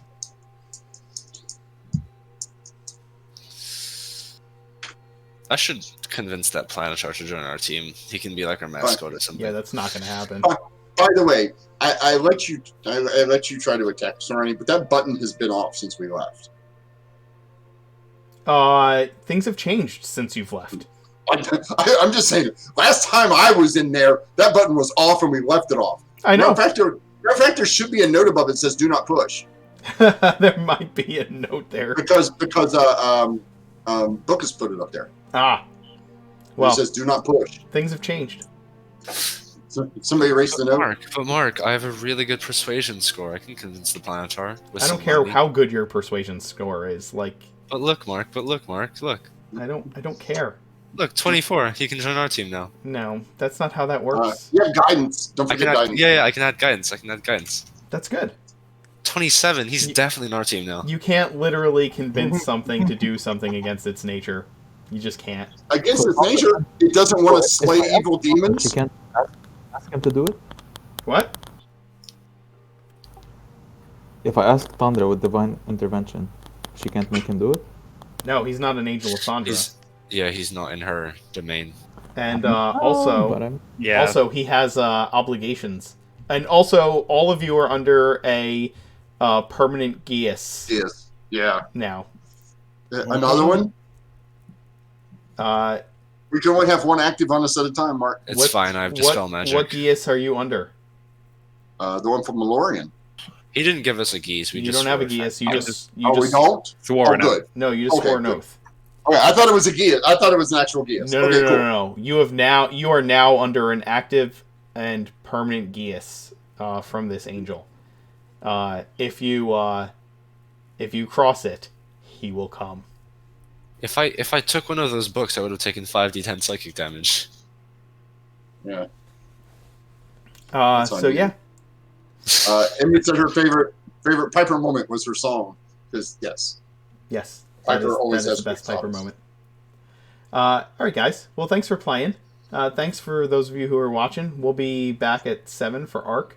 So in a couple hours, and we're gonna get out of here so that I can go have dinner before we play again.